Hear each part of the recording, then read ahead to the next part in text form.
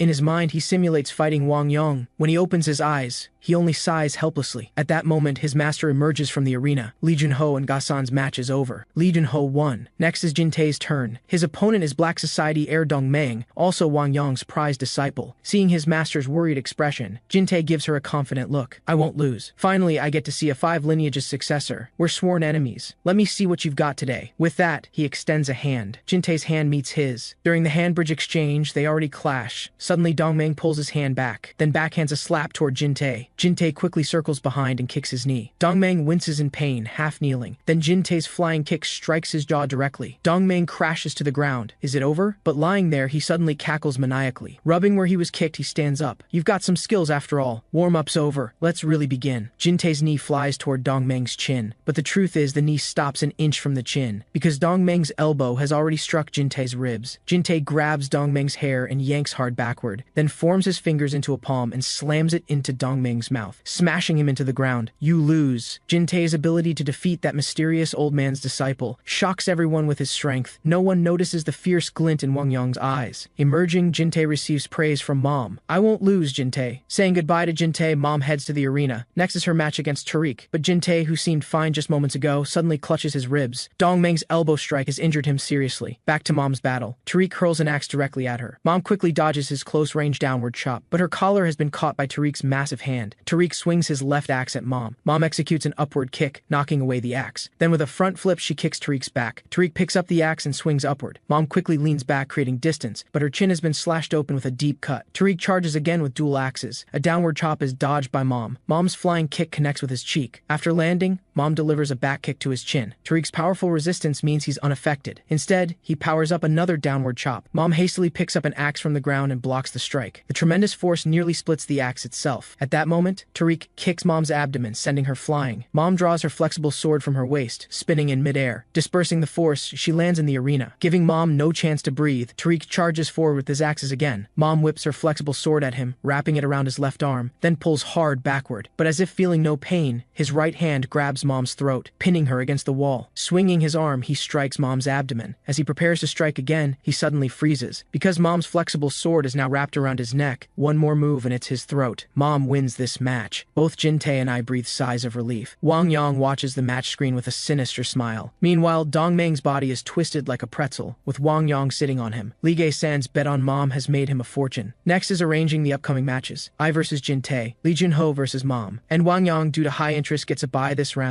At this moment, Lee Jun-ho suddenly visits Ga-san. They exchange pleasantries about how exciting the recent match was. Then he states his purpose. "I heard you often spar with Boss Kang. What's his strength like?" Ga-san tells him. 2 years ago, he could match me, but now he'd lose within 3 moves. Compared to Boss Kang, what you really want to know is Madame Kang's strength, right? Gasan gives an answer that makes Lee Junho's face turn pale. 10% of me wouldn't be a match for Madame Kang. Having gotten his answer, Lee Junho takes his leave from Gasan. Gasan is about to sit down and rest. However, the image on the monitor startles him. Wang Yang is walking toward his room. Gasan immediately springs up. Wang Yang has already opened the door and entered. What can I do for you, sir? Facing this madman, Gasan asks nervously. 2 things. First, dispose of the corpse in my room. Second, tell me the addresses of all the contestants. Gasan doesn't understand what this lunatic wants. He deflects, saying contestant information is confidential, until Wang Yang suddenly lunges forward. Gasan doesn't even have time to draw a weapon before Wang Yang grabs him and pins him against the wall. When I, Wang Yang, want to know something, no one dares refuse me. Having tasted blood, my blood is boiling now. I can't wait for the match 2 days from now. Over here, Gracie and Tariq have just returned from the hospital. Gracie complains he got nothing this time. What terrible luck. At that moment, Tariq, who's been silent, suddenly turns, grabs his axes, and assumes a fighting stance. Wang Yang emerges from the shadows. Gracie watches Tariq's alert posture, confused. Tariq tells him, a lot happened while you were unconscious. Jax was killed by Wang Yang's hand. Then he asks Wang Yang why he's come for them. They're losers in the competition. Wang Yang says darkly, there's no why. You're just close by. Meanwhile, at the hotel where Mom is resting, I ask the question on my mind. Was Dad killed by that Wang Yang? Mom doesn't speak, but seeing her expression, I already know the answer. I turn to leave. I won't let you face Wang Yang, because Jin Tae will defeat him. I glance at Jin Tae, non-committal. Outside the hotel, Bong Sam and Jae Hwa-soo are chatting casually. Wang Yang suddenly appears before them. Looks like I found the right place. Wang Yang is covered in blood, his face maniacal. Bong Sam and Jae Hwa-soo both know the old man before them is a madman. While standing ready, they tell each other to notify the boss. Stop arguing. You'll walk the road to hell together. Once I'm done with you, I'll send the others down to join you. Bong Sam and Jae Hwa-soo both draw weapons and flank Wang Yang from both sides. Wang Yang's phantom-like figure dodges their attacks while his right hand, formed into a claw, pierces Jae Hwa-soo's abdomen. His left foot kicks Bong Sam in the face. In just one exchange, both are seriously injured. Wang Yang charges forward again with a sinister laugh. Bong Sam blocks Jae Hwa-soo's front. Wang Yang's vicious palm strike leaves several bloody gashes across Bong Sam's abdomen. He was almost disemboweled. Watching from the side, Jae Hwa-soo hurries forward. But the two are no match for Wang Yang at all. The next moment, both instantly lose their ability to fight. Wang Yang's fingers have already dug half an inch into their necks, just as the two are about to die. A sharp whooshing sound cuts through the air. Wang Yang quickly dodges the throwing darts. He sees clearly that it's Mayong, another girl who knows ninjutsu. Interesting. Then he charges toward Mayong's direction. Jae Hwa-soo urgently shouts for Mayong to run. Relying on her swift ninjutsu movements, Mayong barely dodges several attacks. But after just a few moves, she falls into danger. At this moment, Wang Yang's eyes widen. A figure leaps high and attacks him, but Wang Yang reacts swiftly, slightly dodging to the side. I don't give him a chance to catch his breath. A claw strike sweeps horizontally toward his face. Wang Yang leans back to dodge the attack. This brat has talent for martial arts. I don't waste words with him. Another fist pounds toward his face. Wang Yang's face darkens. His left hand curves into a tiger claw and thrusts forward, directly hitting my abdomen. The powerful force makes my stomach churn violently. I stagger back over a dozen steps before stopping. This old monster is truly formidable. I adjust my breathing and engage him in battle again, but I can't touch his body at all. Instead, he grabs my wrist. Then a palm strike hits my face. This is exactly what I've been waiting for. I also grab his clothes in the process. Got you now. At this moment, my appearance overlaps with a certain someone in Wang Yang's eyes. While he's stunned, I pull my head back and deliver a solid headbutt right to his forehead. Wang Yang shakes his dazed head. Then he goes berserk. It's been so many years since anyone made me bleed. Then a claw strike thrusts toward my throat. Only one word fills my mind, run. But my body can't react at all. Am I going to die? I can already feel fingers piercing into my neck. At this moment, a flying sickle rapidly attacks Wang Yang, forcing him to retreat. It's Shin and Kang Shin-ha arriving to save the day. But I stop them. This man must be finished by my own hands. Kang Shin-ha snorts coldly. You were already dead just now. Wang Yang looks at Kang Shin-ha and says grimly, this brat is that man's son, right? The two are arrogant in exactly the same way. I used this very hand to dig out that man's heart, and I did it while he was still alive. These words make both King Shin-ha and I burn with fury. Jin Tae leaps up with a kick toward Wang Yang. Wang Yang raises his hand to block the attack. Still in midair, Jin Tae delivers several more kicks, kicking Wang Yang back over 10 meters continuously. Facing all these masters, Wang Yang appears very excited. Everyone's here now, right? Come at me together. Saves me the trouble of hunting you down one by one. Then he actually launches the attack first. At this moment, deafening police sirens in the distance make both sides stop. Turns out the police had earlier discovered Gracie and the others' bodies, following the blood trail all the way to this location. I'll let you keep your heads for now. Enjoy what's left of your lives. I'll be back for you soon. With that, his figure flashes and disappears into the forest. This battle casts a shadow over everyone's hearts. The next day, the murders have been reported by local media. The police are also conducting a citywide manhunt for Wang Yang. I tell Bong Sam to drive to find Lee Junho. Arriving at the venue, everyone's faces look grim. Gasan lies in the corner, no longer breathing. Lee Junho, you brought Wang Yang here. here. Do you know where he is? After last night's battle, even the usually confident Jin Tae, when asked by Kang Shin-ha if he can win, shows a hesitant expression. For the sake of her son, Kang Shin-ha decides to face Wang Yong alone. Then she asks Jin Tae to protect her son and keep him from getting involved. Jin Tae worries about her safety and asks to go together, but is refused, because she wants to finish Wang Yong with her own hands and avenge her husband. At the venue here, I'm also asking Lee Jun-ho for Wang Yong's address. Lee Jun-ho informs us that Wang Yong didn't return to the hotel last night. At this moment, Young-jo nearby proposes a plan. They can wait for Wang Yong to appear while continuing with the next matches. I don't understand why they still want to continue after all that's happened. Young-jo says canceling the event would face huge losses. My fierce glare makes him swallow his next words. Lee Gae-san smooths things over. If the matches begin, Wang Yong will definitely return here, because once that guy tastes blood, he won't stop. At this moment, Kang Shin-ha has already arrived alone in the forest. The bloodstains and footprints on the ground indicate Wang Yong is nearby. You came alone? Kang Shin-ha turns around. Wang Yong walks out from the trees. Kang Shin-ha slowly draws the flexible sword from her waist. Today, right here, let's end this long and foul blood feud. With that, she charges forward rapidly, swiftly crouching low to dodge Wang Yong's claw strike. A horizontal slash sweeps through. Wang Yong quickly retreats to create distance. Kang Shin-ha closes in again, attacking with countless sword strikes as fast as lightning. Unable to dodge in time, Wang Yong has his hairline shaved by one strike. With disheveled hair, Wang Yong looks even more like a demon returned from hell. Wang Yong's claw strikes like a sharp blade. Kang Shin-ha whips her flexible sword to entangle his hand. At this moment, Wang Yong strangely retracts his hand, dodging this lethal strike. For a moment,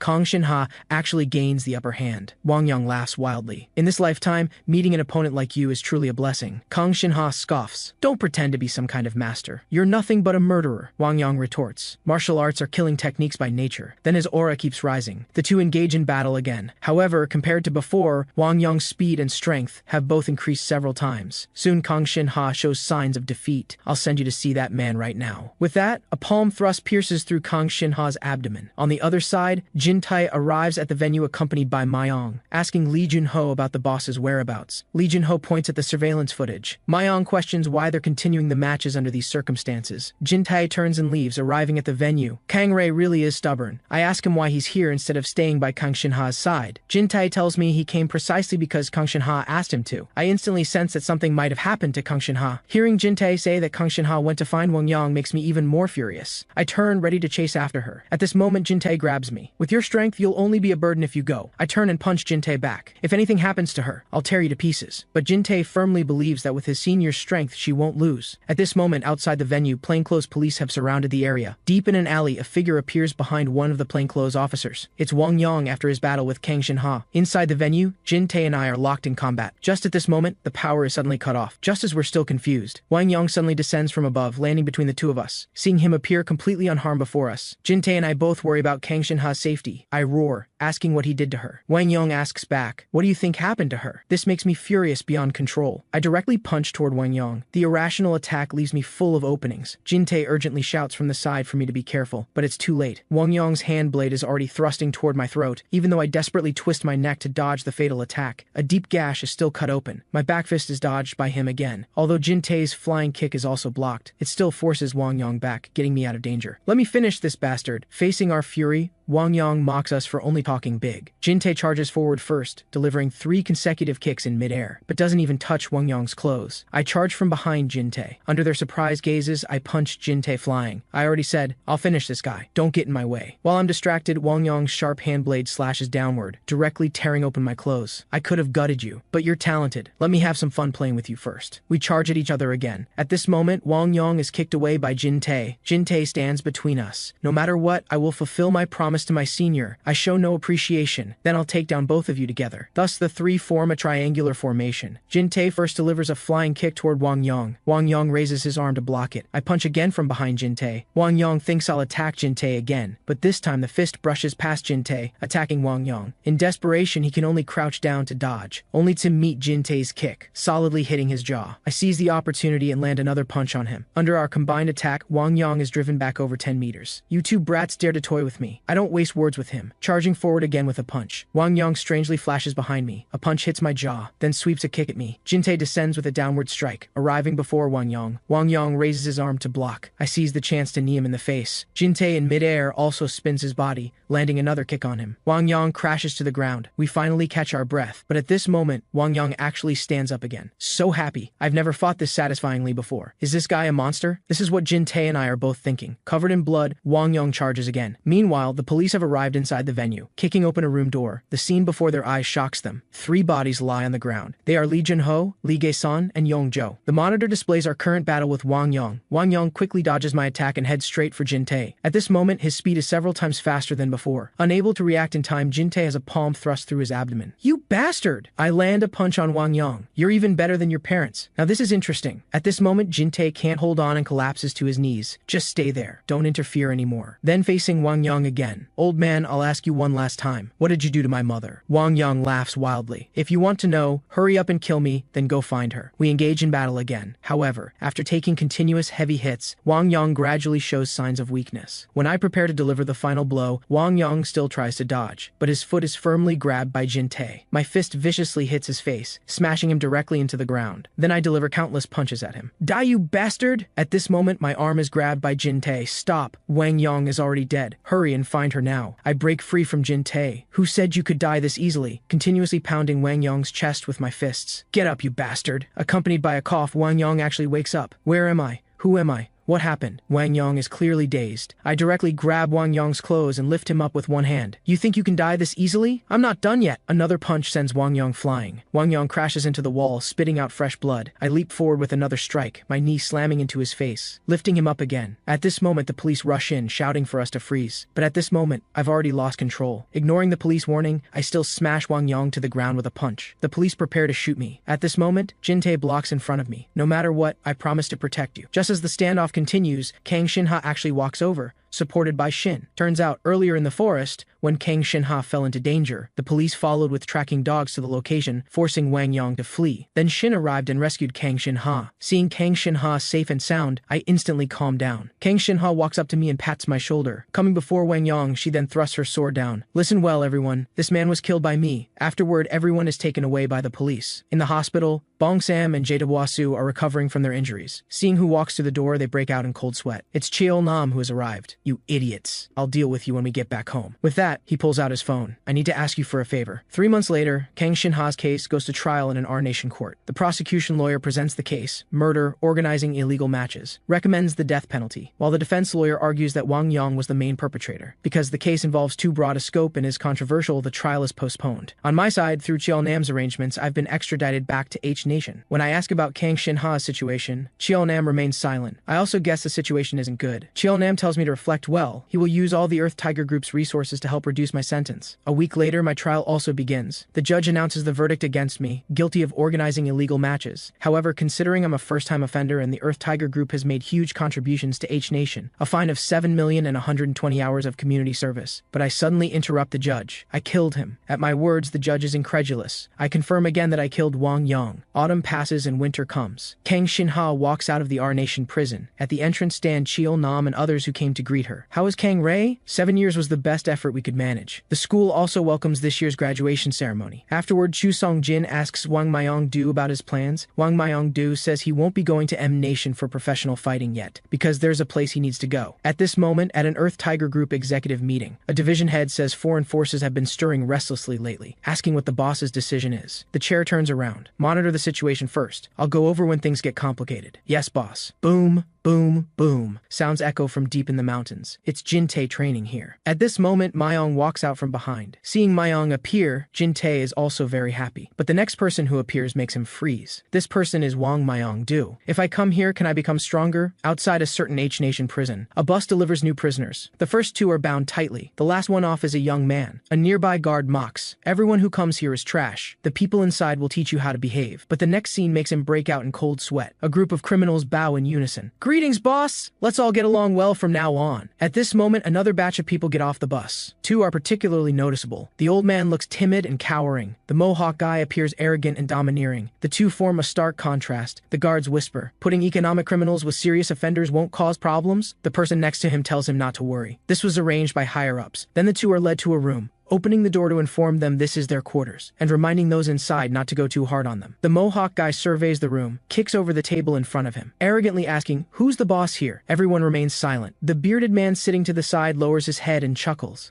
The Mohawk guy walks up to him. "You're the boss, right?" When the bearded man lifts his head, seeing his sharp gaze, the Mohawk guy breaks out in cold sweat. His instinct tells him this person is dangerous. The bearded man jerks his chin to the side, indicating that the person beside him is the boss. A blue short-haired young man walks up to him with a grin. This skinny guy can actually be the boss in a maximum security prison? This overturns his understanding. The young man doesn't speak to him, just places his hand on his arm. Move aside. A light push sends the Mohawk guy flying, then walks up to the bespectacled old man. "You're Professor Wei, right?" Professor Wei trembles, not understanding how he offended this person. "Can you teach me?" the young man asks with a cheerful smile. This confuses Professor Wei even more, because after I get out of here, I still want to go to college. Meanwhile, in a mansion, PFC boss Plank is seriously watching a tablet. The video content is that match from 2 years ago, compared to this kind of match. Current matches are absolutely nothing. What an interesting match. The scene shifts to the prison. At this moment, Song Mayong walks over. He's the most formidable person in the Earth Tiger group besides my father. Everyone calls him second boss. Song Mayong asks the professor to leave for a moment, to speak with me privately. I look at him and murmur, "Still no news about my mother?" Song Mayong pats my head reassuringly. "Don't worry. You know your mother's strength better than anyone." I can't help but recall my last meeting with my mother. After normal family chat, her expression became stern. "Kang Rei, I might have something to handle. I won't be able to visit you for a while." I urgently ask what it is. She just smiles mysteriously and tells me not to worry, then reminds me to study well, to definitely get good grades on the upcoming exams. But unexpectedly, this departure lasted a year. I ask Song Mayong how the investigation by the group is going. He tells me my mother might have gone to S Nation. This reminds me of Wang Yang. Is this blood feud still not over? There have been 3 assassination attempts on your mother that we could investigate. There could be more in the shadows. I can't help but worry even more about my mother. At this moment, inside a fast food restaurant in M Nation, the diners are shocked by the eating manner of a group nearby. This group is Wang Mayong-do and the others, each with mouths stuffed full and bulging. Who would have thought these people are warriors standing at the world's peak? At this moment, a beautiful figure passes by. Everyone immediately raises their hands in greeting upon seeing who it is. It's So Nam, whom they haven't seen in a long time. Inside a hotel, Jin Tae thanks So Nam for helping book the hotel, saying they can't do anything without speaking the language, while complaining that the guys next to him only know how to train muscles until their brains have atrophied. Everyone immediately retorts that Jin Tae himself trains the hardest. So Nam watches them banter with a smile. It's been 2 years since she's seen these guys. Then asks if Chu Seong-jin's championship match is in 3 days. Chu Seong-jin is just about to confidently say he'll definitely win the championship, when Sonam's one sentence immediately deflates him. I hate these fighting matches the most now. Seeing this, Jin Tae immediately fist bumps Chu Seong-jin to cheer him up. Chu Seong-jin says he needs to work hard but can't compare to the monster Wang Mayong-do. The word monster makes Wang Mayong-do fall into thought. Speaking of monsters, someone like Kang Rei is what you call a monster, Jin Tae reassures him. Kang Rei's strength is formidable, but with just 2 years of training, your strength improvement is also astonishing. Wang Mayong-do murmurs, "My goal isn't just Kang Rei." Everyone thinks back to that match from 2 years ago. Seeing the atmosphere getting heavy, So Nam prepares to leave and tells everyone to relax. Jin Tae immediately cheers excitedly, asking So Nam to take them to the beach tomorrow to relax. Just at this moment, there's a knock on the door. Jin Tae opens the door. Before his eyes stands a man like a giant tower. This man is PFC boss Plank. He says he needs a few minutes of Wang Mayong-do's time, saying he has a very interesting idea. This young man's exam actually has heavy guards stationed. When he's frustrated about answering questions wrong, everyone is on high alert as if facing a great enemy, because this young man is a dangerous individual as instructed by higher authorities. Finally finished, Seong Mayong asks if my exam went smoothly. After getting my positive answer, he suggests we can continue with what studying has delayed. I smile slightly. Perfect, I'm itching all over. Seong Mayong asks me to attack first, but I shake my finger. Better let the elder make the first move. If I strike first, you won't get a chance. Arrogant kid. With that, he charges rapidly toward me. Meanwhile, in M Nation, Wang Mayong-do receives an unexpected visitor. Wang Mayong-do initially thinks it's about renewing the match contract. He states he's not interested in PSC matches anymore, and immediately asks him to leave. Plank doesn't get angry. I know what you want. With that, he hands over the tablet. Everyone sees the video on the tablet is from the match 2 years ago. Surprised that he has this kind of video, and even more unclear about his purpose. This is the kind of match you want to fight, right? The kind where you bet your life. Plank grins, showing his gold teeth. I can provide you with such a stage. Not hearing Wang Myong-do refuse, Plank knows his purpose is achieved. I'll contact you in a while. Then turns and leaves the hotel. Jin-tae asks Wang Myong-do, you're not really going to fight in that kind of match, are you? Wang Myong-do remains silent for a moment, then says, that kind of match, I want to try it. Jin-tae calls him a lunatic. Wang Myong-do doesn't get angry, just asks softly, what does death actually feel like? What were you and Kang Rei feeling when you faced death? This question has been bothering me these past 2 years. Jin-tae says martial arts training is for self-improvement, not just fighting to be the best. Wang Myong-do says he understands these principles, but ever since learning about that kind of match, he feels like a frog in a well, looking at Wang Myong-do's serious expression. Jin-tae sighs helplessly. As expected, you and Kang Rei are the same type of people. People destined to dance on a knife's edge for life. Since you've already decided, I'll respect your choice. But remember one thing, the martial lineage never teaches people how to lose. With that, he taps his arm encouragingly, then walks back to his room. Meanwhile, Song Myong's fist has already reached me. I slightly sidestep to dodge the attack, then smoothly pin his arm. Just as I prepare to swing my fist, Song Myong's fist comes from a bizarre angle, instantly hitting my jaw, already leaving several deep bloody scratches on me. This bizarre attack immediately reminds me of that person. I ask him how he knows this move. Song Myong says when he previously sought revenge on Wang Yong, he suffered greatly from this very move. If not for falling into the river, he would have died right there. Since then, he's been practicing how to counter it. Seeing my serious expression, Song Myong mocks me. Are you scared? I smile wickedly. I'm worried about you. Using this move in front of me, even you might get taken down. Song Myong boldly tells me to bring it on. Then the two engage in battle again. 10 minutes later, I'm bent over, panting, while Song Myong lies on the ground, unable to move. You've really gotten much stronger over these years. Song Myong smiles with satisfaction. I state that I won't lose to anyone. He asks me what my plans are since I'm about to be paroled. I tell him I want to go to college. As for the Earth Tiger Group, I say with the uncles there's no problem. I no longer have any attachment to the boss position. But after getting out, I still need to find my mother first. Outside the prison stand over 1,000 fierce-looking men in black. These people are all waiting for a young man to come out. Today is his parole day. When he sees the massive welcoming crowd, he can't help but touch his forehead, thinking to himself, this is why the Earth Tiger Group is always called gangsters. At this moment, a fat man excitedly shouts, "Boss!" and rushes over. Everyone scolds him for his impropriety. Bong Sam doesn't mind and hands over rice cakes. Seeing Bong Sam after so many years, I smile knowingly. After eating the rice cake, I lead everyone away in a massive procession. In the car, I ask Cheol Nam about my mother. Cheol Nam explains what happened. Because previously, Lee Jun-ho of the 10,000 Blades gang died at Wang Yong's hands. But since Wang Yong is dead, the 10,000 Blades gang transferred their hatred to the organizers. To resolve this threat, your mother went to S Nation alone. Then Cheol Nam pulls out a photo. In the photo, a group of people lie scattered about, while only Kang Shin-ha stands heroically. Cheol Nam reassures me not to worry, tells me to go to the company to take charge first. My refusal greatly surprises Cheol Nam. I don't want to get involved in company matters anymore. I just want to study more. Cheol Nam hurriedly says, the boss's wife is only temporarily acting as president. As the only bloodline of the big boss, you are the only one who can be the Earth Tiger Group's president. I voice my thoughts. I just want to live an ordinary life now. You can be the president from now on. After saying goodbye to Cheol Nam, I stand at my home I haven't returned to in 2 years, deep in thought. Sensing something, I glance back and sigh helplessly. I see Bong Sam cowering behind a utility pole. I tell Bong Sam I just want to be alone. He immediately agrees, saying he won't appear before me. But seeing him like this, he won't give up. Where are you going, boss? Let me be your driver. I ignore him and walk home, hesitating at the door for a moment. Why are you still standing there? Come help me clean. Hearing this, Bong Sam excitedly follows me into the house. Inside a dojo in our nation, a person sits kneeling in meditation. The sound of his disciple opening the door interrupts him, handing him a letter. After reading the letter's contents, he says nothing. A flash of blade light and the letter in the air turns into scattered pieces. Deathmatch. Interesting. This person is Divine Blade Saiki. Inside a fencing hall in F Nation, red-haired Jason also receives the same invitation. After reading the contents, he crumples it up and reveals a sinister smile. At a certain mercenary encampment, a bearded Hulk is carving something with a knife. His eyes glance sideways at the opened envelope beside him, then turns back to continue his work. In a scenic location in S Nation, an old man covered in patches is fishing. A delivery guy brings him a letter. Seeing the old man ignore him, he throws the letter on the ground and leaves. The old man casts his fishing rod. The fishing line already hooked hooks the invitation and brings it before him. After reading the contents, he throws the invitation into the air and swings his fishing rod. The fishing line dances and entangles the invitation. In the blink of an eye, it turns to nothing. The next moment, he continues fishing. After cleaning up with Bong Sam, I'm making instant noodles. Bong Sam sits on pins and needles, saying he should do this kind of thing. I tell him to relax. I'm not the boss anymore. Now Bong Sam is just like a brother to me. Hearing this, Bong Sam drops to his knees, at a loss. What's wrong, boss? It's me, Bong Sam. I'm your #1 subordinate. This guy leaves me helpless. At this moment, the doorbell rings. Bong Sam runs off as if pardoned. I'll get it. It's a registered letter. I tell him to open it for me. Bong Sam breaks out in a cold sweat after reading it. Seeing his expression, I think something serious has happened and quickly ask him about it. But Bong Sam awkwardly says he can't read English. I take the letter and start reading. Bong Sam looks at me with admiration. As expected of the boss, you even know English. Then he eagerly asks me what it says. A moment later, I awkwardly tell him I can't read English either. After a pause, Bong Sam admiringly shouts, "Worthy of being the boss, so honest." I'm completely speechless. Bong Sam, let's just eat first. The scene shifts to a small competition organized by street thugs. The winner is a muscular, burly man. High above, a streamer is live broadcasting the entire match. He shouts down to the crowd below. Who's the next challenger? The winner gets $1,000. At this moment, a tower of a man slowly walks in from outside. Everyone is shocked and pale when they see him, because this man is the PFC World Champion. Just as everyone is confused about what's happening, Plank appears behind the streamer. He pulls out a thick stack of cash and announces to the crowd, if you can beat Mr. Wang Myong-do, each of you gets $100,000. You can attack together and use weapons. For whoever finally defeats Mr. Wang Myong-do, I'll add another 1 million. As soon as he says this, the crowd erupts in uproar. 1 million is an astronomical sum for these people at the bottom of society. Though they fear the PFC champion's strength, seeing everyone pull out weapons, the lure of money is clearly greater. The streamer is also intimidated by the big boss's presence behind him. Plank instructs him to broadcast this match properly. Let the whole world see this fight. The next moment, he falls into madness. I will pave the way for Mr. Wang Myong-do. I'll spend any amount of money for this until I find the strongest person. Though Wang Myong-do is bewildered by Plank's behavior, he quickly calms down. Facing a group of weapon-wielding thugs, he shows no fear. Looking at the charging crowd, his eyes flash with a sharp light. He kicks one person flying, then punches another one down, truly like a tiger among wolves. Meanwhile, Bong Sam and I are watching TV. It's Chu Song-jin's boxing match. After an intense battle, Chu Song-jin finally wins the match and claims the featherweight boxing championship. He has already caught up with and surpassed his father. Watching my friend's success, I genuinely feel happy for him.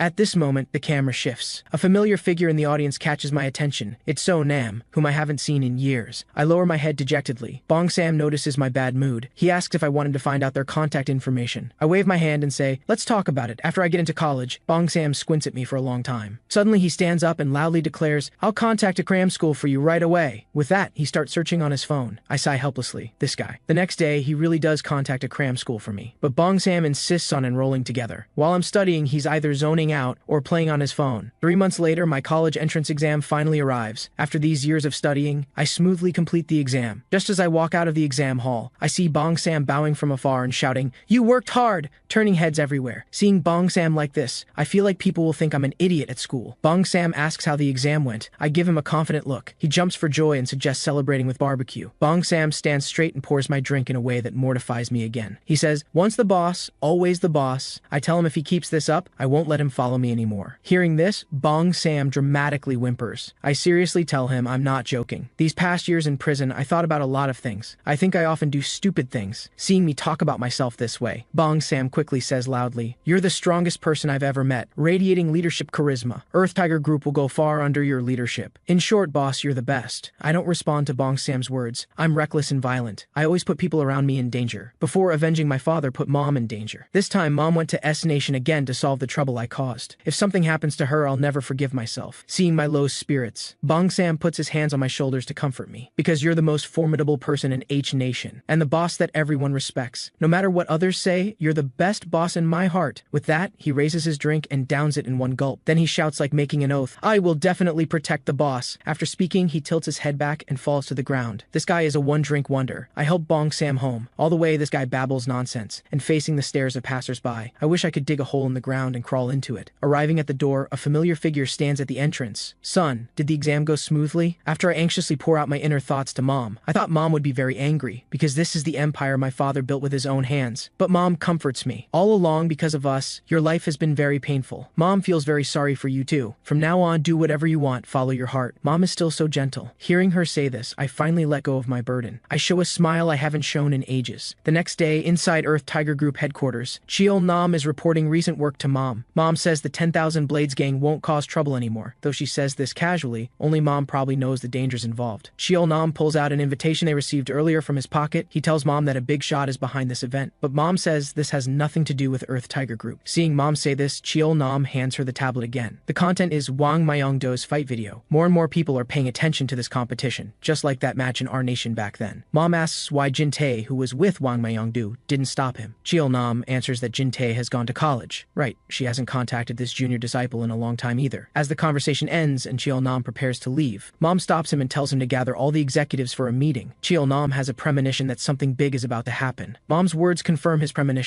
Kang Rae wants to live an ordinary life. Just as Cheol Nam is about to say something, Mom interrupts him again. I also want to live an ordinary life. Since Kang Rae isn't coming back, there's no point in me staying in this position. This sudden development leaves Cheol Nam stunned. Mom continues, I think you, Cheol Nam, are most suited for this position. This should also be what Kang Shinha's spirit would hope to see. A match is being held on a university soccer field. The players on the field are running and competing, drenched in sweat. The cheers from the audience rise and fall. So Nam is among them, watching the match with great interest. At this moment, the soccer ball is flying rapidly toward a handsome man on the field. This person is Jin Tae, who has already entered college. Looking at the incoming ball, Jin Tae musters all his strength. He slams it hard with a header. The ball hits the ground and bounces into the air. Jin Tae forcefully pushes off the ground. He leaps high and executes a bicycle kick. The ball traces an arc with tremendous force, flying toward the goal. It directly pierces through the goalkeeper's defense. The beautiful goal brings teammates together to celebrate. The audience below also erupts in deafening cheers. Wandering around campus, I'm also happy to see this scene. The vibrant, youthful college life is truly enviable. Looking at Jin Tae and So Nam, whom I haven't seen in years, I choose not to reveal myself, because I want to cut ties with the past and start a new life. Autumn passes and winter comes. I also begin my college life. The entrance ceremony first introduces the school's history. Then the physical education department head, Tan Jin, gives a speech. The main idea is that at this school, you must respect your seniors. Seniors are heaven! Everyone below shouts in unison. I'm no exception, shouting along with the slogan. But this guy suddenly changes his tone. He says there's an older student among the freshmen. Isn't he talking about me? His warning is unmistakable. Being older doesn't mean you can act superior. Don't disobey anything seniors say. After this, there's the welcome banquet. Tan Jin loudly invites everyone to raise their glasses together. A guy with glasses next to me whispers that he can't drink. Just as he's panicking, a large hand lands on his shoulder. It's an upperclassman saying with ill intent, not drinking means you're disrespecting your senior. I know this is making an example, making freshmen not dare to resist in future school life, but I don't care at all about this. I take Four Eyes' glass and drink it for him. The senior sneers, you punk sure love showing off. I immediately shout the slogan, seniors are heaven. But now these words sound full of mockery to his ears. Just as this person is about to lose his temper, Tan Jin stops him. Are you that older student? Hearing this, I immediately stand and bow. Because I started school late, I'll work doubly hard. Please guide me, senior. At this moment, this situation catches someone's attention. When he turns around and sees it's me, he's so scared his whole body trembles. This person is Jin Tae's classmate, Fatty. The senior is now getting handsy with me, which terrifies Fatty even more. Tan Jin also seems to notice Fatty's unusual behavior. After the banquet ends, I run into Fatty outside. He respectfully bows to me. Only after he introduces himself do I remember. I instruct him not to reveal anything about me to others. I just want to study in peace now. Don't want to cause trouble. At this moment, several people at the alley entrance call out to me. The leader is the senior from earlier. He arrogantly tells me to come over. I brush my hair back. Senior, I'm coming right over. This makes Fatty, who knows my identity, break out in a cold sweat, feeling sorry for those guys in his heart. Just as he's about to stop it, this scene makes the senior think Fatty is standing up for me. He warns Fatty not to meddle, watching me walk toward the three of them with a smile on my face. Fatty is already feeling sorry for the three in his heart, but the scene he imagined doesn't happen. Instead, I let the three bully me and obediently do push-ups. This makes Fatty break out in a cold sweat, thinking it's the calm before the storm. At the entrance ceremony, Tan Jin invites an important figure. This person is Chu Song Jin, who just won the lightweight boxing championship. He has Chu Song Jin give some encouragement to the juniors. Seeing this legendary figure, the students below erupt in thunderous applause. Chu Song Jin takes the microphone. He only says one sentence. I hope you all study hard and improve every day. Then he tosses the microphone back to Tan Jin and leaves. Just leaving the hall, he sees Fatty standing anxiously at the alley entrance. Walking closer, he sees three people bullying a student. The three see Chu Song Jin and quickly bow respectfully. They say this freshman was too arrogant, so they taught him a lesson. At the same time, they kick me and tell me to get up and greet senior Chu Song Jin. When Chu Song Jin sees me, he freezes. Long time no see. Chu Song Jin chuckles. He quickly rushes in front of me and swings a left hook. I slightly dodge to the side. Chu Song Jin straight punch comes at my face. I reach out and catch his fist. We look at each other and smile. Watching me hold my own against the world champion, the three immediately break out in a cold sweat. They ask Fatty about my identity. Fatty tells them I'm the legend of Youngjin High School. If you were students at Youngjin High School, you would know how terrifying that man is. Facing current world champion Wang Myongdo, this blonde man shows no fear. He even initiates the attack, because this is a match without any rules. For the prize money of up to 10 million, the blonde man unleashes his full potential, even backing Wang Myongdo into a corner. Then he rushes forward quickly. A punch heads straight for Wang Myongdo's face. Wang Myongdo seizes the moment. While ducking to avoid the punch, his knee is already driving into the man's chest. Then a devastating heavy punch directly knocks the man out. The streamer broadcasting the match excitedly shouts, "Mr. Wang Myongdo will challenge top fighters around the world." Meanwhile, I'm eating at a barbecue restaurant with Chu Seong-jin. He asks when I got out. When he learns I got out last year, he questions why I didn't contact him. Aren't we friends? He also asks if Jin Tae and So Nam know. I'm silent for a moment, then say, "That's all in the past. I don't have the face to see them." Then we talk about Wang Myongdo. Chu Seong-jin pulls out his phone and shows me. It's videos of Wang Myongdo participating in those recent matches. Chu Seong-jin is worried that Wang Myongdo will die at this rate and asks me to stop him. I also don't understand how this kind of match started again, or who's behind it. On the way home, Bong Sam notices I'm troubled, but I don't tell him. At home facing Mom, I also act normal. I don't want them to worry about me anymore. Meanwhile, Plank is watching Wang Myongdo's match. The buzz has already built up. We've already invited many top fighters to participate, but some people have declined.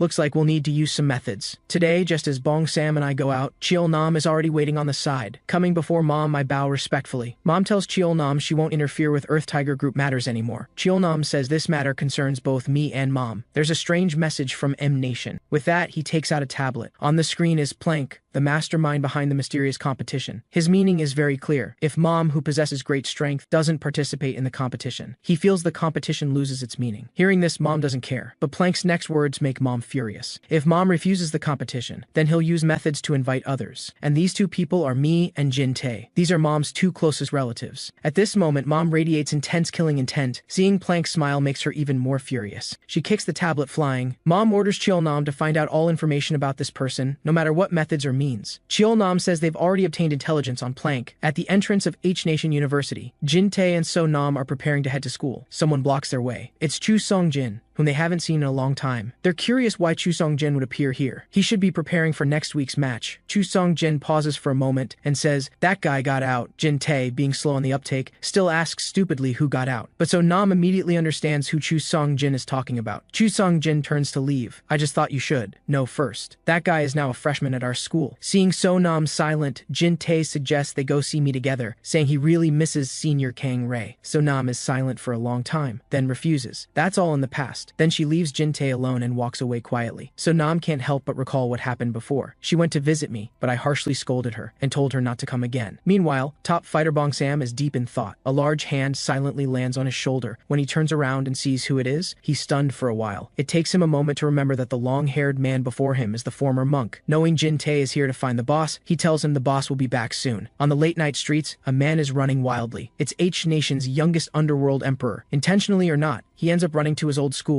Familiar faces from the past keep flashing through his mind. At this moment, he keenly realizes someone is following him, so I accelerate and disappear around a corner. The car follows, but doesn't see any trace of me. At this moment, I've already climbed onto a high wall. I leap suddenly, landing directly on the car's hood. I discover a foreigner in the car holding a camera, extremely nervous. I demand to know why he's following me. This guy actually tries to accelerate and shake me off. I gather all my strength. One elbow strike shatters the windshield. "I'll ask you again, who are you?" This person is already frozen in fear. I see the camera on his chest. I yank it over. When I see the contents of the camera, I'm shocked and pale. There are photos of me and Chu Seong-jin together. Scrolling further, there are daily photos of So Nam and Jin Tae. Seeing my murderous expression, this person is terrified and quickly explains he was hired by someone. I bring this person home. Bong Sam examines the photos in the camera. Judging from the dates, he's been following for at least half a year. I connect this to the note Mom left, which might be related. I tell Bong Sam to contact Uncle Cheol Nam. Have him bring someone who speaks English. Meanwhile, Mom arrives at a high-rise building in M Nation. Inside, a group of fierce-looking people are very alert to the woman at the door. One person stops Mom, saying only those with appointments can go up. Mom pulls out that mysterious invitation. Seeing this, the person immediately contacts the supervisor via earpiece. Then all the windows in the room lower their shutters, but Mom shows no fear. A group of people line up in 2 rows, saying the supervisor is waiting for Mom on the 88th floor. Mom resolutely walks toward the elevator. Inside Earth Tiger Group headquarters, Myung is interrogating the person kneeling before him about who sent them. This person trembles and refuses to reveal the mastermind. The next second, steel needles are instantly inserted between all 5 fingers. I'll ask you one last time. The man can't withstand this pressure. He confesses he was hired by Plank. Hearing this name, Cheol-nam visibly freezes. I notice something's off and ask if he knows him. Cheol-nam says he was originally worried it was the 10,000 Blades gang. If it's Plank, there's no need to worry. Mom should be meeting with this person now. The last person who put Mom in danger has grass 6 feet high on his grave, but now someone else is targeting Mom. This makes me furious, but Cheol-nam remains exceptionally calm. I grab him by the collar. If anything happens to Mom, I'll finish you myself. After calming down for a moment, I tell Hwang Mo to contact Plank. If he dares to touch a hair on anyone around me, I'll smash his bones piece by piece. At this moment, Mom has already arrived at the 88th floor. It's an exceptionally spacious place. On the large screen above is Plank, the person Mom is looking for. I didn't expect you to find me so quickly, madam. I spent so much effort to invite you here. Seeing photos of her loved ones' daily lives displayed before her, Mom radiates killing intent. Let me see your strength first, madam. As soon as Plank finishes speaking, a person wearing leg shackles appears. This person is completely restrained, seems to be an extremely dangerous individual. Plank promises that if he can take down the woman before him, he'll give him freedom. Then this person's restraints are released. Enjoy yourself. The person cackles and rushes forward rapidly. Mom calmly glances at the attacker. This person only feels a blur before his eyes, then loses consciousness. Is this all you've got? Hearing this, Plank chuckles. Then several more people like the previous one emerge one after another. Their restraints are also removed. Looking at the fierce group, Mom closes her eyes. When she opens them again, darts are already in her hands. Then she swings both hands forward. The darts pierce through several people's bodies. Then Mom rushes into the crowd. Within a few breaths, everyone is already down. The moment I see you, you're dead. Facing Mom's threat, Plank chuckles. He presses a button. Then the entire room fills with strange gas. In the room, Plank breathes a sigh of relief. Finally completed the most difficult invitation. Standing beside him is Wang Myong-do, asking when the competition can officially start. Plank tells him all the sponsors will gather. The world's greatest show is about to begin. A luxury cruise ship is docked somewhere in the East Sea. Helicopters continuously transport important figures to the ship. A brother who once fought alongside me has now put Mom in danger because of him. Learning all this, I don't understand. So I tell Myong to call Jin-tae over. At this moment, Jin-tae and So-nam are chatting and laughing. Myong's appearance interrupts them. Jin-tae, who hasn't seen him in a long time, is very happy. He even strikes a pose he thinks is cool and asks if Myong missed him. So-nam also recognizes Myong's identity. After Myong explains why he's here, Jin-tae is caught in a dilemma, because today he had plans with So-nam to go out. Hearing that name she's been thinking about, So-nam is silent for a long time. Finally, she tells Jin-tae that important matters come first. After that, Myong and Bong-sam stand guard outside the door. They're both worried whether there'll be a fight inside. Myong teases Bong-sam, telling him to go in and check. Bong-sam quickly waves his hand, saying he's timid. Then he says leisurely, "Actually, being with the boss during this time has been really happy. I finally feel like a normal person. But for people like us, once you enter the underworld, how easy is it to turn back?" Inside, Jin-tae looks at a table full of photos, completely confused. When I ask him what Wang Myong-do really wants to do, he's even more clueless. Until Cheol-nam pulls out a photo of Plank. He recognizes him. It's the person who approached Wang Myong-do in M-Nation. I tell him what's going on. I ask if Wang Myong-do said anything at the time. Jin-tae tells me Plank promised Wang Myong-do to organize that kind of competition for him. Then I tell Cheol-nam to help me prepare to go to M-Nation. He tells me I'm still on parole. I order him to use any means necessary. Jin-tae also knows how serious this is and offers to go together. Boss's wife and Wang Myong-do's matters are my matters. I tell him he should stay behind to protect So-nam. Jin-tae retorts that I'm the one who should protect So-nam. I don't have time to argue with him about this. You're an adult now. Just don't regret your own choices. At this moment, inside the luxury cruise ship, Plank is conducting a welcome ceremony. Below the stage sit various people, all looking like big shots from different regions. Plank says they've invited people from R Nation and S Nation, but there's no definite response yet. Everyone says this life or death competition is very interesting. Carl says the person behind him is confident of winning the championship. Carlos bets 100 million, thinking his person can win. Carpaccio, not to be outdone, says if the twins can win, he'll give them an oil field. Seeing everyone's high enthusiasm, Plank is also very pleased. He says the competition is all ready. Then a giant screen rises above everyone's heads, and the person on screen is Wang Myong-do. The competition venue is set up in the glass chamber at the bottom of the cruise ship. Carpaccio asks the twins if they're confident. The twins say they're different from the other competitors, afraid we might accidentally kill someone. Hearing this, Plank tells them they can go all out. As long as you can beat Mr. Wang Myong-do, I'll give an extra $10 million as a reward. Carpaccio doesn't understand where his confidence comes from. The twins are two people. Plank says, Mr. Wang Myong-do fighting two people alone is no problem.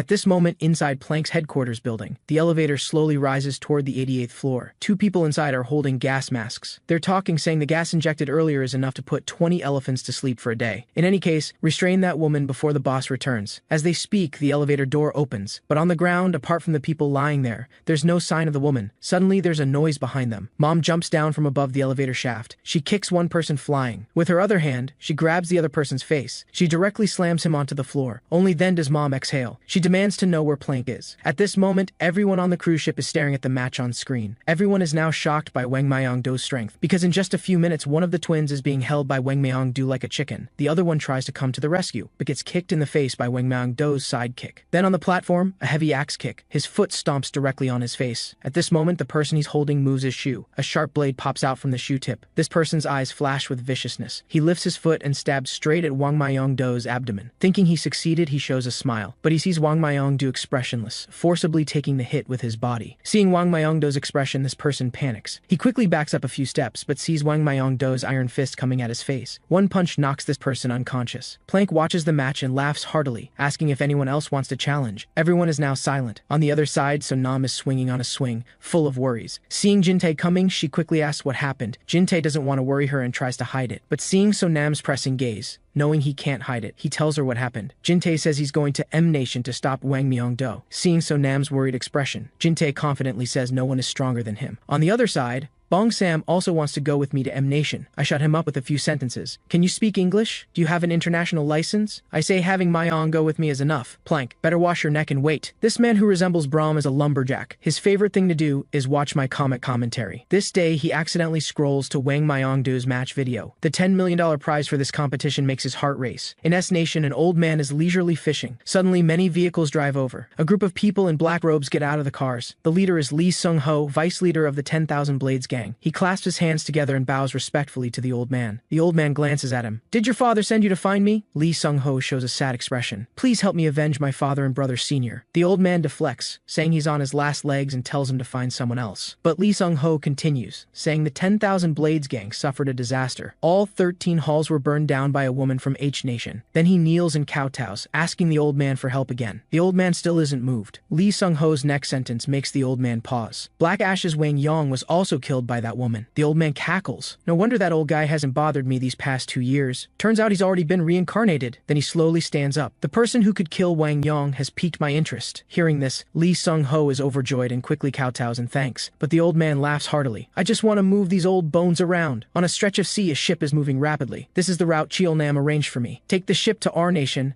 then transfer it to M-Nation. Meanwhile, Jin-tae is catching a ride to the airport. A car pulls up beside him. Bong Sam offers to give him a lift. Throughout the ride, Bong Sam's rock music makes Jin-tae carsick. Finally arriving at the airport, Jin-tae tries to say goodbye to Bong Sam as if escaping for his life, but Bong Sam calls him back. Jin-tae thinks he's worried about Kang Rae and tells him not to worry, but this guy grins and says he wants to go to M-Nation too. Once on the plane, Bong Sam becomes even more excited. The rock music makes Jin-tae airsick again. Inside a house, a man is reading the newspaper. It's reporting on world champion Wang Myong-do's fall from grace and participation in illegal fights. So Nam walks over and calls out to her father, then says she has business in M-Nation. Seeing her father ignore her, she explains she's going to cheer for Chu Song-jin's match. Prosecutor Kim asks if that's all. So Nam, seemingly having her thoughts seen through, is left speechless. Then Prosecutor Kim changes his tone and agrees to let her go. Before she can rejoice, he makes another request, that he'll go to M-Nation with So Nam. On the other side, Wang Myong-do finds Plank, tells him he doesn't want to fight boring matches anymore. Asks when he can have an official match. Plank tells him not to worry, says everything is already prepared, then pushes over a case of cash, saying it's the 10 million prize for this match. Unexpectedly, Wang Myong-do doesn't even glance at it, saying he's not interested in these papers, and immediately prepares to get up and leave. Plank tells him things will get very interesting next, then makes a phone call asking where the other person is. On the other end of the call is Kang Rae. Lying scattered on the ground are Plank's guards. Plank shows his phone to Wang Myong-do, asks if he can defeat this woman. Wang Myong-do freezes when he sees the photo, recalling the training scene on the mountain 2 years ago. Watching Jin-tae and Kang Rae spar back then, he realized how large the gap was, but he knows he's no longer the same person. Snapping back to reality, he chuckles. Defeat her? I've never thought I would lose. Back in the day, Bong Sam was unruly, and upon arriving in M-Nation, keeps insisting he's hungry. Where's the demeanor of a master fighter? This troubles Jin-tae, finally managing to feed this guy. They drive to the location where the video was posted. Jin-tae turns around to find Bong Sam eating again. Scolded by Jin-tae, Bong Sam stuffs the entire burger into his mouth. At this moment, a group of people blocks their way. Jin-tae recognizes the leader as the one who filmed the match video. Seeing the two not responding, A bald giant steps forward looking for trouble. Just as Jin-tae is about to speak, Bong-sam places a hand on his shoulder. Looking at the short, chubby guy, the bald man mocks that first there was a monkey, now a pig has arrived. These words make veins bulge on Bong-sam's forehead. A heavy punch slams into the bald man's abdomen. The bald man's eyes roll back, foam coming from his mouth. The bald man crashes to the ground. This situation shocks everyone else. Bong-sam turns to Jin-tae, bragging he can easily handle these small fries. The next second, a gun is pointed at his head. Looking at the dark barrel, Bong-sam's eyes turn cold, his entire body erupting with powerful presence. This makes the bearded man wonder, does this fatty have some special ability? The next second, Bong-sam raises both hands in surrender. However, no one notices a figure rapidly running from behind Bong-sam. Jin-tae gathers all his strength and flies up with a kick to the bearded man's wrist, kicking the gun away with one strike. Before the bearded man can be surprised, another kick strikes the bearded man's face. The instantly unfolding events leave the rest frozen. Now, can I ask you some questions? He then pulls out Plank's photo, asking where this person is. The streamer doesn't dare hide anything, but deflects, saying he only handles filming and doesn't know other things. Seeing Jin-tae's fierce expression, he still reveals there will be a big match here soon. Meanwhile, Mayong and I arrive in M Nation. I instruct the driver to head to Plank's base, but heavily armed police at the entrance make me abandon the idea of entering. Mayong finds out the place is currently under lockdown, though the specific reason is still unknown. While I'm at a loss, the driver hands me an envelope, saying this is the lead found according to headquarters request. The information shows TD Motors President Borsk owns 30% of PFC shares and is a fighting enthusiast. Perhaps we can get the information we need through this person. Inside a fencing gym in F Nation, a match is underway. The Olympic champion is defeated in just a few moves. The Olympic champion tells him to compete in his place next time. This person is Jason, also Jax's brother from the previous tournament. Like his brother, he thinks sporting events are meaningless. He casually tosses the helmet and pierces the helmet with one thrust, then gives a wicked smile, deciding to go to M Nation for a real match. However, when we drive to the location, we're told we can't enter without an appointment. With no other choice, I prepare to sneak in over the wall. This is stopped by Mayong. This is M Nation, and he's still on parole. But Kang Ray's unknown whereabouts have made me lose my calm.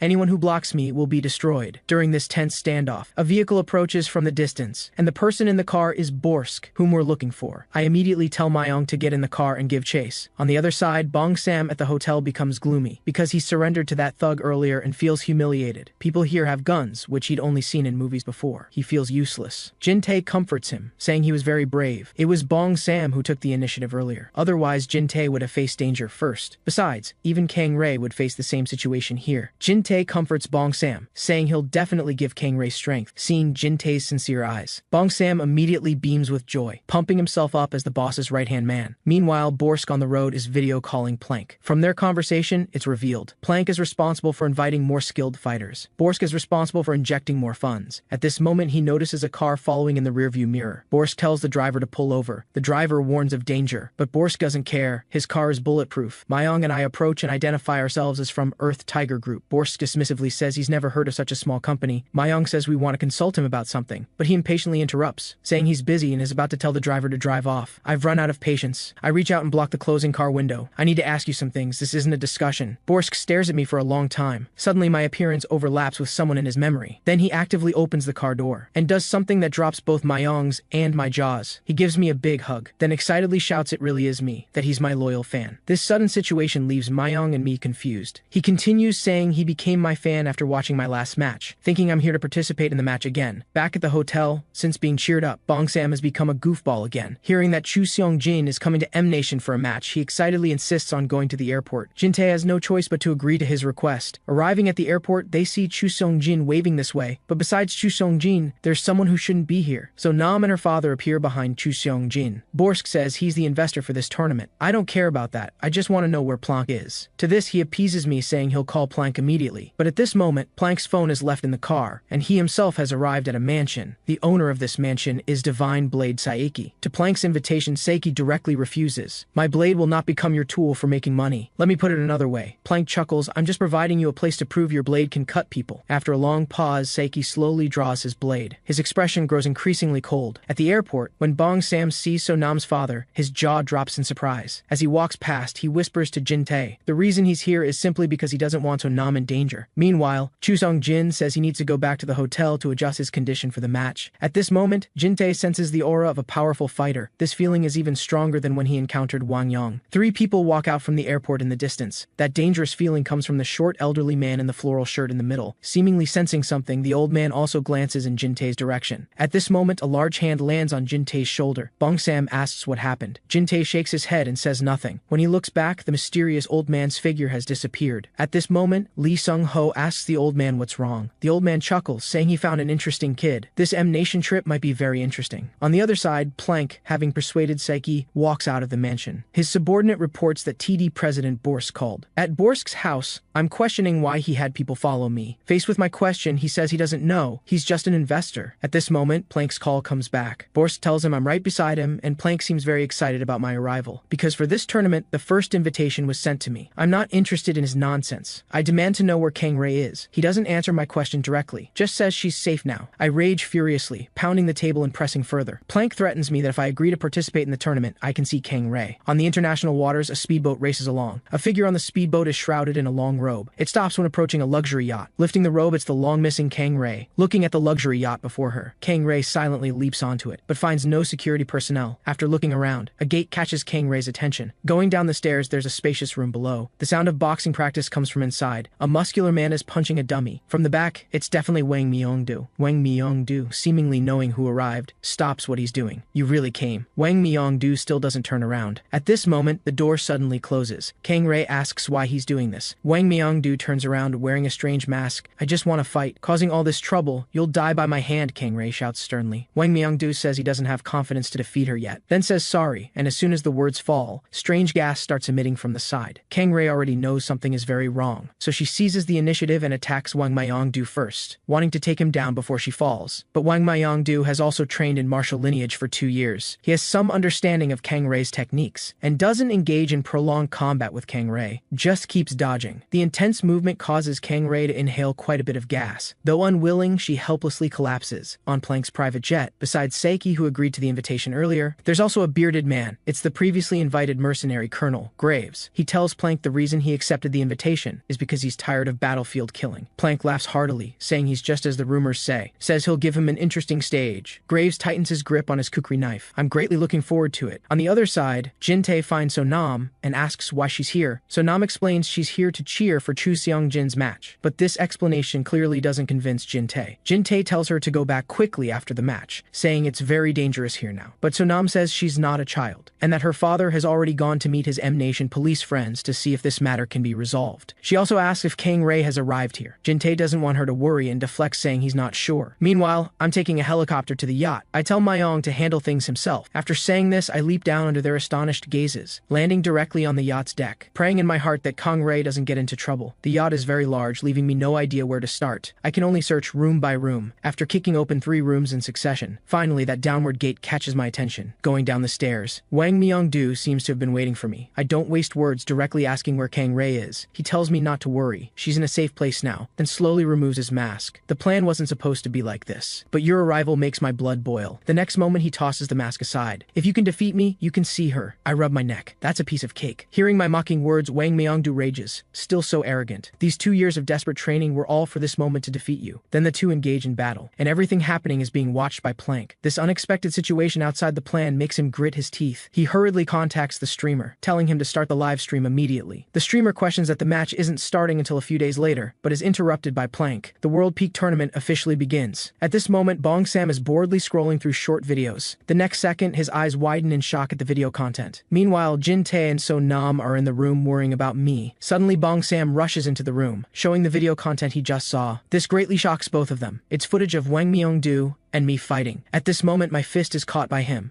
and his attack is blocked by me. You'll never understand what kind of days I've lived through since that failure, Wang Myung-do says angrily. That sense of powerlessness and defeat left me in a daze. All the effort was for today, to take you down. I dismissively wave my hand. Where do you get the confidence to say such things? The enraged Wang Myung-do charges at me, but neither of us notices the gas coming from the ventilation duct. At this moment, the scene shifts and Plank appears. The World Peak Tournament has officially begun. The intense battle footage spreads out, driving everyone into a frenzy over the tournament. The event reaches unprecedented popularity. Cheol-nam of Earth Tiger Group receives the news. Chu Song-jin, who is practicing, also learns from his coach. A group of police officers are also following this event. Prosecutor Kim and his friend are also discussing this, but they're met with cold reality. One reason is the event location is on an island in international waters. The other, most important reason is capital control. And the powers behind this event are entities they dare not provoke. In the end, they're powerless. At this moment, Chu Seung-jin also pushes open Jin-tae's room. He asks why Wang Myung-do and I are fighting. Jin-tae tells him not to worry about it, just focus on preparing for his own match. Chu Seung-jin says he won't just stand by. After a moment of silence, Jin-tae tells Bong-sam to go out for a walk, so Nam asks where they're going but gets no answer. Where Jin-tae and Bong-sam are going is the streamer's broadcast location. Unlike last time, as soon as they enter the warehouse, dozens of fierce-looking people block their way, and deep in the crowd is the smug-looking streamer. With so many people protecting him this time, he's not worried at all. When Jin-tae asks where the tournament location is, he scoffs. You really don't understand the situation, the streamer says arrogantly. If you want to know the location, you can participate in the tournament. I saw your skills were pretty good last time. I have over 10 million followers. If I promote you, you could become a star fighter. Since you won't answer the question, you'll regret it soon. Then turns to ask Bong-sam to hold off the small fries. Bong-sam knowingly gives a thumbs up. Then bam, punches the big oaf in front of him in the face. Jin-tae also marches menacingly toward the streamer. The streamer shouts for people nearby to stop him. Jin-tae accelerates, charging into the crowd, steps on one person's face, then pushes hard and bounces high. Then using the shoulders and backs in the crowd, completes another jump, and with a final spinning flip arrives above the streamer's head. As the streamer's eyes nearly pop out, Jin-tae lands steadily in front of him. The streamer is already scared limp on the ground. Behind them come thudding sounds. Quite a few people are already lying around Bong-sam, and Bong-sam stands there like a war god holding his baton. Two muscular men block the streamer, both swinging fists at Jin-tae. After two instant bangs, both fall backwards simultaneously. Then Jin-tae assumes a fighting stance. More people charge at Jin-tae. More than 10 minutes later, no one is standing in the field except Bong-sam and Jin-tae. This terrifying scene nearly scares the streamer to death. Now can you tell me what I want to know? On the other half of the yacht, Myung rushes to the rescue, just discovering the two people on the ground. A gun is pressed against the back of his head. This mantis stalks the cicada, unaware of the oriole behind, is perfect. At this moment, Borsk, who came with Myung, is on the phone with Planck, complaining about being dragged into trouble. After the call, he comforts Myung not to worry. Everyone is safe, just asleep. Then he's locked in the same place as me. Soon after, Planck's private jet returns to the island. At this time, masters from around the world gradually arrive. When I wake up, it's already 5 hours later. I ask about Wang Myung-do's whereabouts. Myung tells me he left when he woke up. Says we're currently on an island in international waters. This place isn't even on the map. At this moment, Wang Myung-do comes to where Kang Rei is held. Opens the cell door lock. He apologizes to Kang Rei, saying he just wanted to fight. He didn't expect things to exceed his expectations. When walking onto the deck, he happens to encounter Borsk. Seeing Kang Rei, he shows no panic. Explains he's just a sponsor. After seeing Kang Rei approach, the bodyguard alertly pulls out his gun. Borsk explains he knows Kang Rei is a dangerous person and asks her not to come closer. When Kang Rei asks about Planck's whereabouts, news just came that Planck has returned.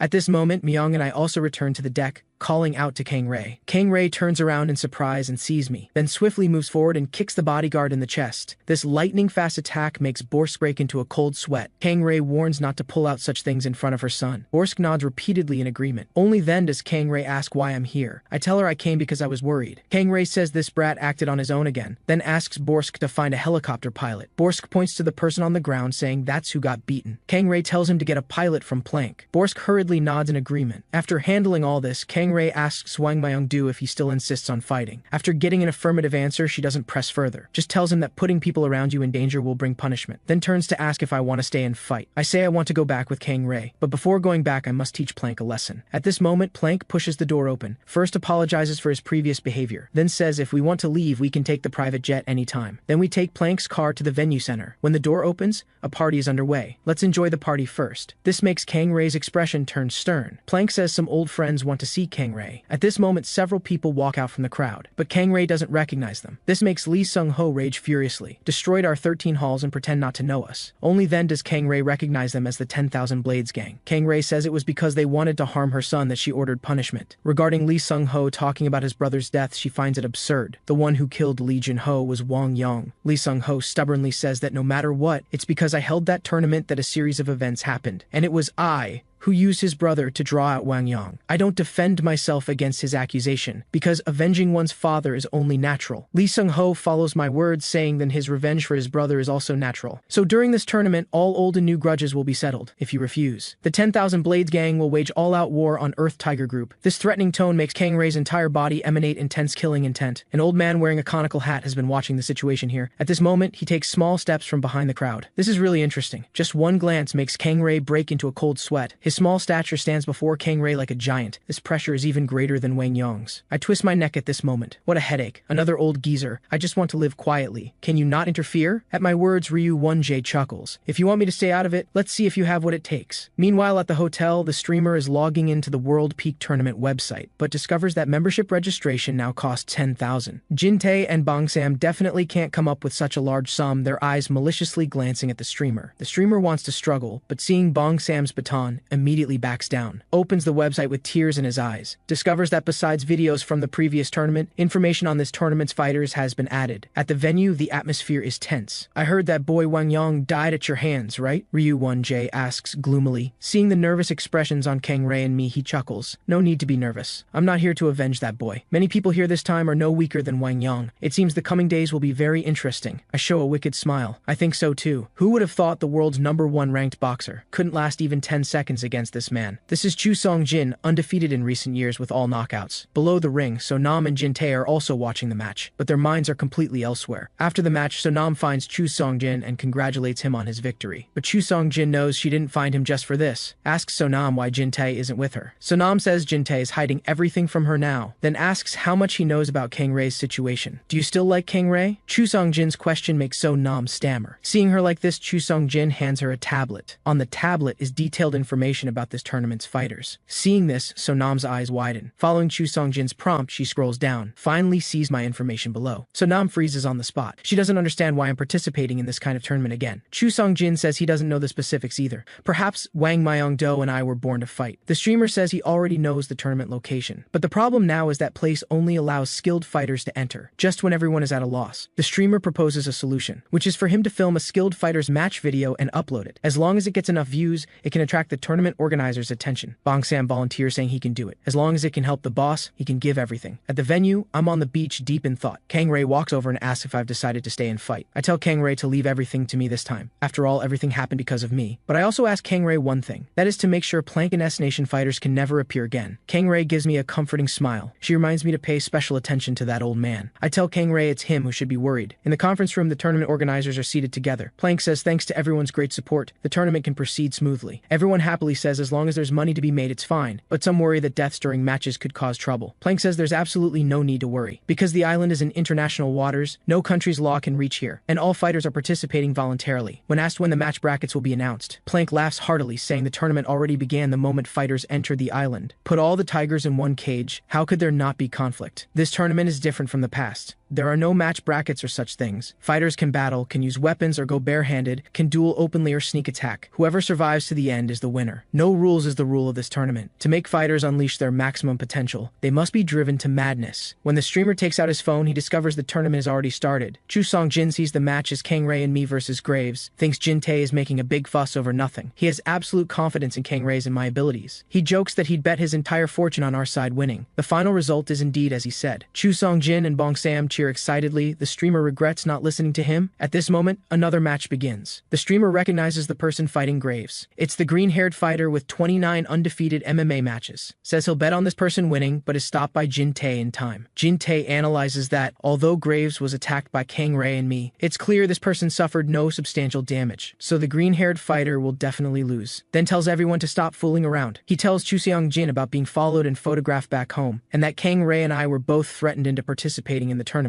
Only then does Chu Seong-jin realize the seriousness of the situation. For good friends, a boxing championship belt means nothing, but he also makes a request that the match with Bang-sam follows boxing rules. Meanwhile, on the island, a banquet is being held at the venue. Plank first welcomes all the fighters, then announces that the competition has officially begun. He explains the tournament mechanics to everyone and plays footage of previous battles. Every match will have people from around the world placing bets. The winner takes 10% of the total pot. Just as I'm about to lose my temper, I realize Plank has dragged me into this mess. Mom calms me down, telling me to stay cool and wait to see how things unfold. Otherwise, I'll just be playing right into their hands. Plank says this tournament has no rules whatsoever. The goal is to find the world's strongest fighter. When the screen shows shows the brutal fight between Graves and the green-haired fighter. Quite a few people in the room feel a chill run down their spines. Only Graves remains calm, casually eating his food. Talon, sitting nearby, mocks him for eating like a wild beast. Wonder if you'll still be running that mouth when yours gets ripped apart, Graves sneers coldly. Just as tensions reach a boiling point, a short figure appears between them. I, Ryu-1J, would like to have some fun with you. Graves glances at him sideways. Keep yapping, old man, and I'll tear you apart and use your bones for kindling. Ryu-1J doesn't seem bothered by his words at all. I truly do love that arrogant attitude of yours. The moment he finishes speaking, Graves grabs a dinner knife from the table. He stabs swiftly toward Ryu-1J's throat, but Ryu-1J seems to have predicted his move. He steps back half a pace to dodge, then strikes Graves' elbow. The knife flies spinning into the air. Ryu-1J kicks Graves to the ground. Then he reaches up and catches the knife. The blade stops half a centimeter from his own eye. How about it? Am I qualified to see your real skills now? This display makes everyone view the old man with newfound respect, but it also leaves Graves utterly humiliated. First beaten by a woman and a kid, and now humiliated by some old geezer. Thinking about this makes him burn with rage. He wants to kill the old man right now. At this moment, Lee Sung-ho jumps out, unhappy with Ryu-1J's actions. He claims Graves should be his enemy to fight. Ryu-1J ignores him. Who he fights is his own business. Besides, the best should be saved for last. Ryu-1J turns to me and asks, "Isn't that right, boy who killed Wang Yong?" Meanwhile, the ignored Graves is exploding with rage. He's screaming about killing Ryu-1J. He slams his fist down, flipping the table. In an instant, he throws several punches at Ryu-1J, all of which the old man dodges nimbly, not even grazing his clothes. Ryu-1J even taunts him to go faster. This sends Graves into an even more frenzied state. He swings his fists wildly, but he suddenly notices Ryu-1J seems to be getting smaller before his eyes. From our perspective, we see that Graves has actually been lifted up by Braun with one hand. Everyone is confused about why Braun suddenly intervened, but the reason he gives is jaw-dropping. People who waste food deserve to die. Over at the warehouse, Chu Seong-jin and Bong Sam's fight is ready to begin. The streamer says his 10 million followers are all waiting for this match. Chu Seong-jin reassures Bong Sam that he'll hold back. After the streamer shouts begin, the two start fighting. Less than a minute later, Chu Seong-jin stops, looking worried, because Bong Sam's face now looks like a pig head, though it wasn't much better before. But Jin-tae shows no concern whatsoever. Bong Sam just lacks boxing experience. Once he gets serious, he'll be fine. So he tells Bong Sam that if he doesn't win, he won't get to see the boss. Hearing this, Bong Sam transforms like a Saiyan powering up. His combat stats skyrocket exponentially. On another front, So Nam sits in a chair, lost in thought. Prosecutor Kim says the luggage is packed and tells her to return to H-Nation with him. Seeing So Nam's expression, he knows she's unwilling. But if even local law enforcement can't get involved, then this isn't something an individual can resolve. Moreover, Kang Rae is currently on parole. With no immigration records, he's either entered illegally or used a fake identity. If he returns to H-Nation, he'll face even harsher punishment. You and he are from different worlds now. Staying here will only put you in more danger. After saying this, Prosecutor Kim turns and leaves, giving So Nam some time alone to think. So Nam understands all of this, but no matter what, she just can't let go of that person. Just then, her phone receives a message from Chu Seong-jin. It's the video of his match with Bong Sam. The view count has already exceeded 10 million. She seems to have made up her mind. Looking back at the chair, So Nam is already gone. This man has been holding this posture for 23 hours straight. But now, an uninvited guest arrives. "Hey, swordsman, let's have a match." Seiki glances at Jason but doesn't respond. He slowly unsheathes his sword. Death is like the wind, always by my side. Seeing his stance, Jason quickly stops him. This place isn't suitable. He'll wait for him on the hotel rooftop at noon. At the venue, three men are discussing the current situation. One feels that with their level of skill, it'll be hard to survive. He wants to quit, but another stops him. The base prize is hundreds of thousands of dollars. Win just one match and you get millions. Why not team up and work together? Target the fighters with no reputation. After some discussion, they've settled on a specific target. L Nation Mafia boss Carl asks JWLW behind him if he's confident. He's planning to bet big on him. JWLW tells his boss not to worry. He's already chosen his first target. On another front, Mom tells everyone to stay in the hotel for the next few days. Once she resolves everything, she'll arrange for someone to take us home. I object to Mom's plan. I tell her I'll handle things here my own way. Mom tells me not to act recklessly, but I don't take her words to heart. Little do I know that this very decision will cost someone else dearly in blood. I turn to Wang Myong-do and ask if he's staying to play it safe like a coward. Wang Myong-do doesn't hesitate for a second and walks out of the room. Just as he's about to leave, I call out to him. I ask him if causing all this trouble was just to beat me. If so, why not just come straight at me? At that moment, a figure radiating murderous intent approaches from the distance. It's Jae-Wah-wee coming to find Wang Myong-do. Seeing this, I grin. "You boys have fun," and I walk away. Stepping out of the hotel, I see Graves and Braun facing off. Now this is is interesting. In the conference room, Plank gathers everyone again, because on the hotel rooftop, an East versus West swordsmanship duel is about to begin. The AI system provides win probability for both sides. These percentages are calculated based on each person's strength, speed, reaction time, and technical ability. Combined with data from past formal and informal matches, the AI simulates 100,000 battles and averages the results, so the accuracy rate reaches 95%. To make betting easier, Plank also uses the AI to provide championship probability for each fighter. When everyone sees Mom ranked first, they're quite surprised. Plank explains that Mom was the champion of the last tournament. When asked why the frail-looking Ryu 1J and the big oaf Braun rank so high, Plank simply plays some videos. One shows Braun working as a lumberjack when he was attacked by a grizzly bear. Braun showed no fear whatsoever. He simply snapped the bear's neck with his bare hands. Another video shows the battle between Wang Yang and Ryu 1J. Even someone as powerful as Wang Yang couldn't land a single hit on Ryu 1J with his fierce techniques. Instead, he was toyed with and defeated in a single move. So all the fighters in this tournament are incredibly strong. We get to enjoy spectacular matches and make accurate bets based on AI analysis to earn tons of money. Now, isn't that entertaining? This is the ultimate showdown between Eastern and Western swordsmanship, but it's interrupted by an old man.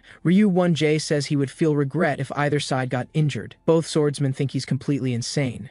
Ryu 1J continues, saying he's also very interested in Western swordsmanship. At this, Saiki understands his meaning and steps aside willingly. Before leaving, he warns Jason to be careful, but Jason doesn't take it seriously. He draws his sword and holds it across Ryu 1J's path. This isn't sport fencing. Are you sure you still want to fight? Are you sure you still want to fight? Ryu 1J doesn't answer, just grins. But in Jason's eyes, he looks like a demon. Cold sweat immediately runs down his face. He quickly leaps backward. In that instant, he actually felt fear. For someone hailed as the greatest swordmaster, this feels humiliating. Like lightning, he thrusts his sword at Ryu 1J. But even with the blade right in his face, Ryu 1J shows no panic. He simply takes a small step back and dodges. Jason reverses his grip and slashes upward, cutting through Ryu 1J's bamboo hat. But his sword is blocked by something hard. Looking closely, it's a bamboo pole hidden in Ryu 1J's sleeve. He slowly pulls out the bamboo pole. Then, with a flick to the side, extends into a fishing rod. Seems bare-handed is a bit too difficult. Let's start over, young man. Meanwhile, Plank and Borsk are discussing the tournament in front of a large screen. Borsk marvels at Ryu 1J's incredible strength. Plank agrees, but more than that, he feels it's a shame. This confuses Borsk. Plank tells him that Ryu 1J isn't fighting for his life. He's just enjoying the battle. Plank says seriously that making money isn't his goal. Borsk says he knows. His ultimate goal is to fight the strongest. Then he asks what ranking the AI gave him. Plank presses the remote. The AI analysis shows he has a higher win rate against both Mom and Ryu 1J. At this result, Borsk's jaw drops in shock, because he's never actually seen his longtime friend's true abilities. Plank says this is just collected data. There are many factors in victory or defeat. If you're fighting for your life, these numbers become meaningless. Besides, he's fundamentally different from these people. They've all survived countless life or death battles. He's just been enjoying sports, so he wants to gain experience here, using VR to collect their combat data to make himself stronger. Just as I step out of the hotel, I see Graves and Braun facing off. Graves asks if he's from the warrior race, says he suffered a lot at the hands of warriors like him on the battlefield, and you grabbed me by the throat at the banquet. He slowly draws his kukri knife. You'll pay for that, Graves snarls with a twisted grin, but I've already positioned myself behind him. Sensing danger, he swings a backhand slash, which I dodge by ducking. My left hand grabs his clothes while my right fist slams hard into his cheek. Heh, gotcha. He swings his blade down at my head with a reverse grip. I take a quick step back to evade. You got a death wish, kid. Graves brandishes his kukri knife. I couldn't care less. I hold grudges, you know. Besides, only cowards need weapons to feel brave. Provoked by my words, he flies into a rage and charges at me. But then something surprises both of us. Braun blocks our path and tells me it's first come, first served. Seeing my hostile look, he explains that he needs a lot of money. He'll deal with Graves first, then fight me. These words make Graves grind his teeth so hard they might shatter. He's been reduced to a money-making tool for others. When has he ever suffered such humiliation? He raises his blade high and brings it down toward Braun's head. Braun watches the incoming blade coldly, about to react. When I push off Braun's shoulder and leap high into the air, my sidekick lands squarely on Graves's neck. I tell Braun, I don't let others handle my business. At this moment, Graves's crazed laughter rings out. This whole series of events is driving him insane. I tell him, just acting tough won't cut it. Show me some real skill. On another front, Wang Myong-do follows JW to the rooftop for their battle. JW says he's a fan of Wang Myong-do. While Wang was basking in the spotlight's glory, JW was always wondering who would win if they fought. Wang Myong-do says he talks too much. When they open the rooftop door, they find the rooftop already quite quite crowded. Under Ryu 1J's attacks, Jason's body is covered with multiple wounds. In contrast, Ryu 1J looks completely at ease. The outcome is decided. You didn't lose in skill, you lost in experience. Give up, young man. Jason never expected this old man to be so formidable, especially when he's wielding a real sword. This is a reality he can't accept. In a frenzy, he thrusts his sword at Ryu 1J once more. Ryu 1J watches the incoming blade with a hint of pity. A spray of blood erupts. Jason's sword stops half a centimeter from Ryu 1J's face,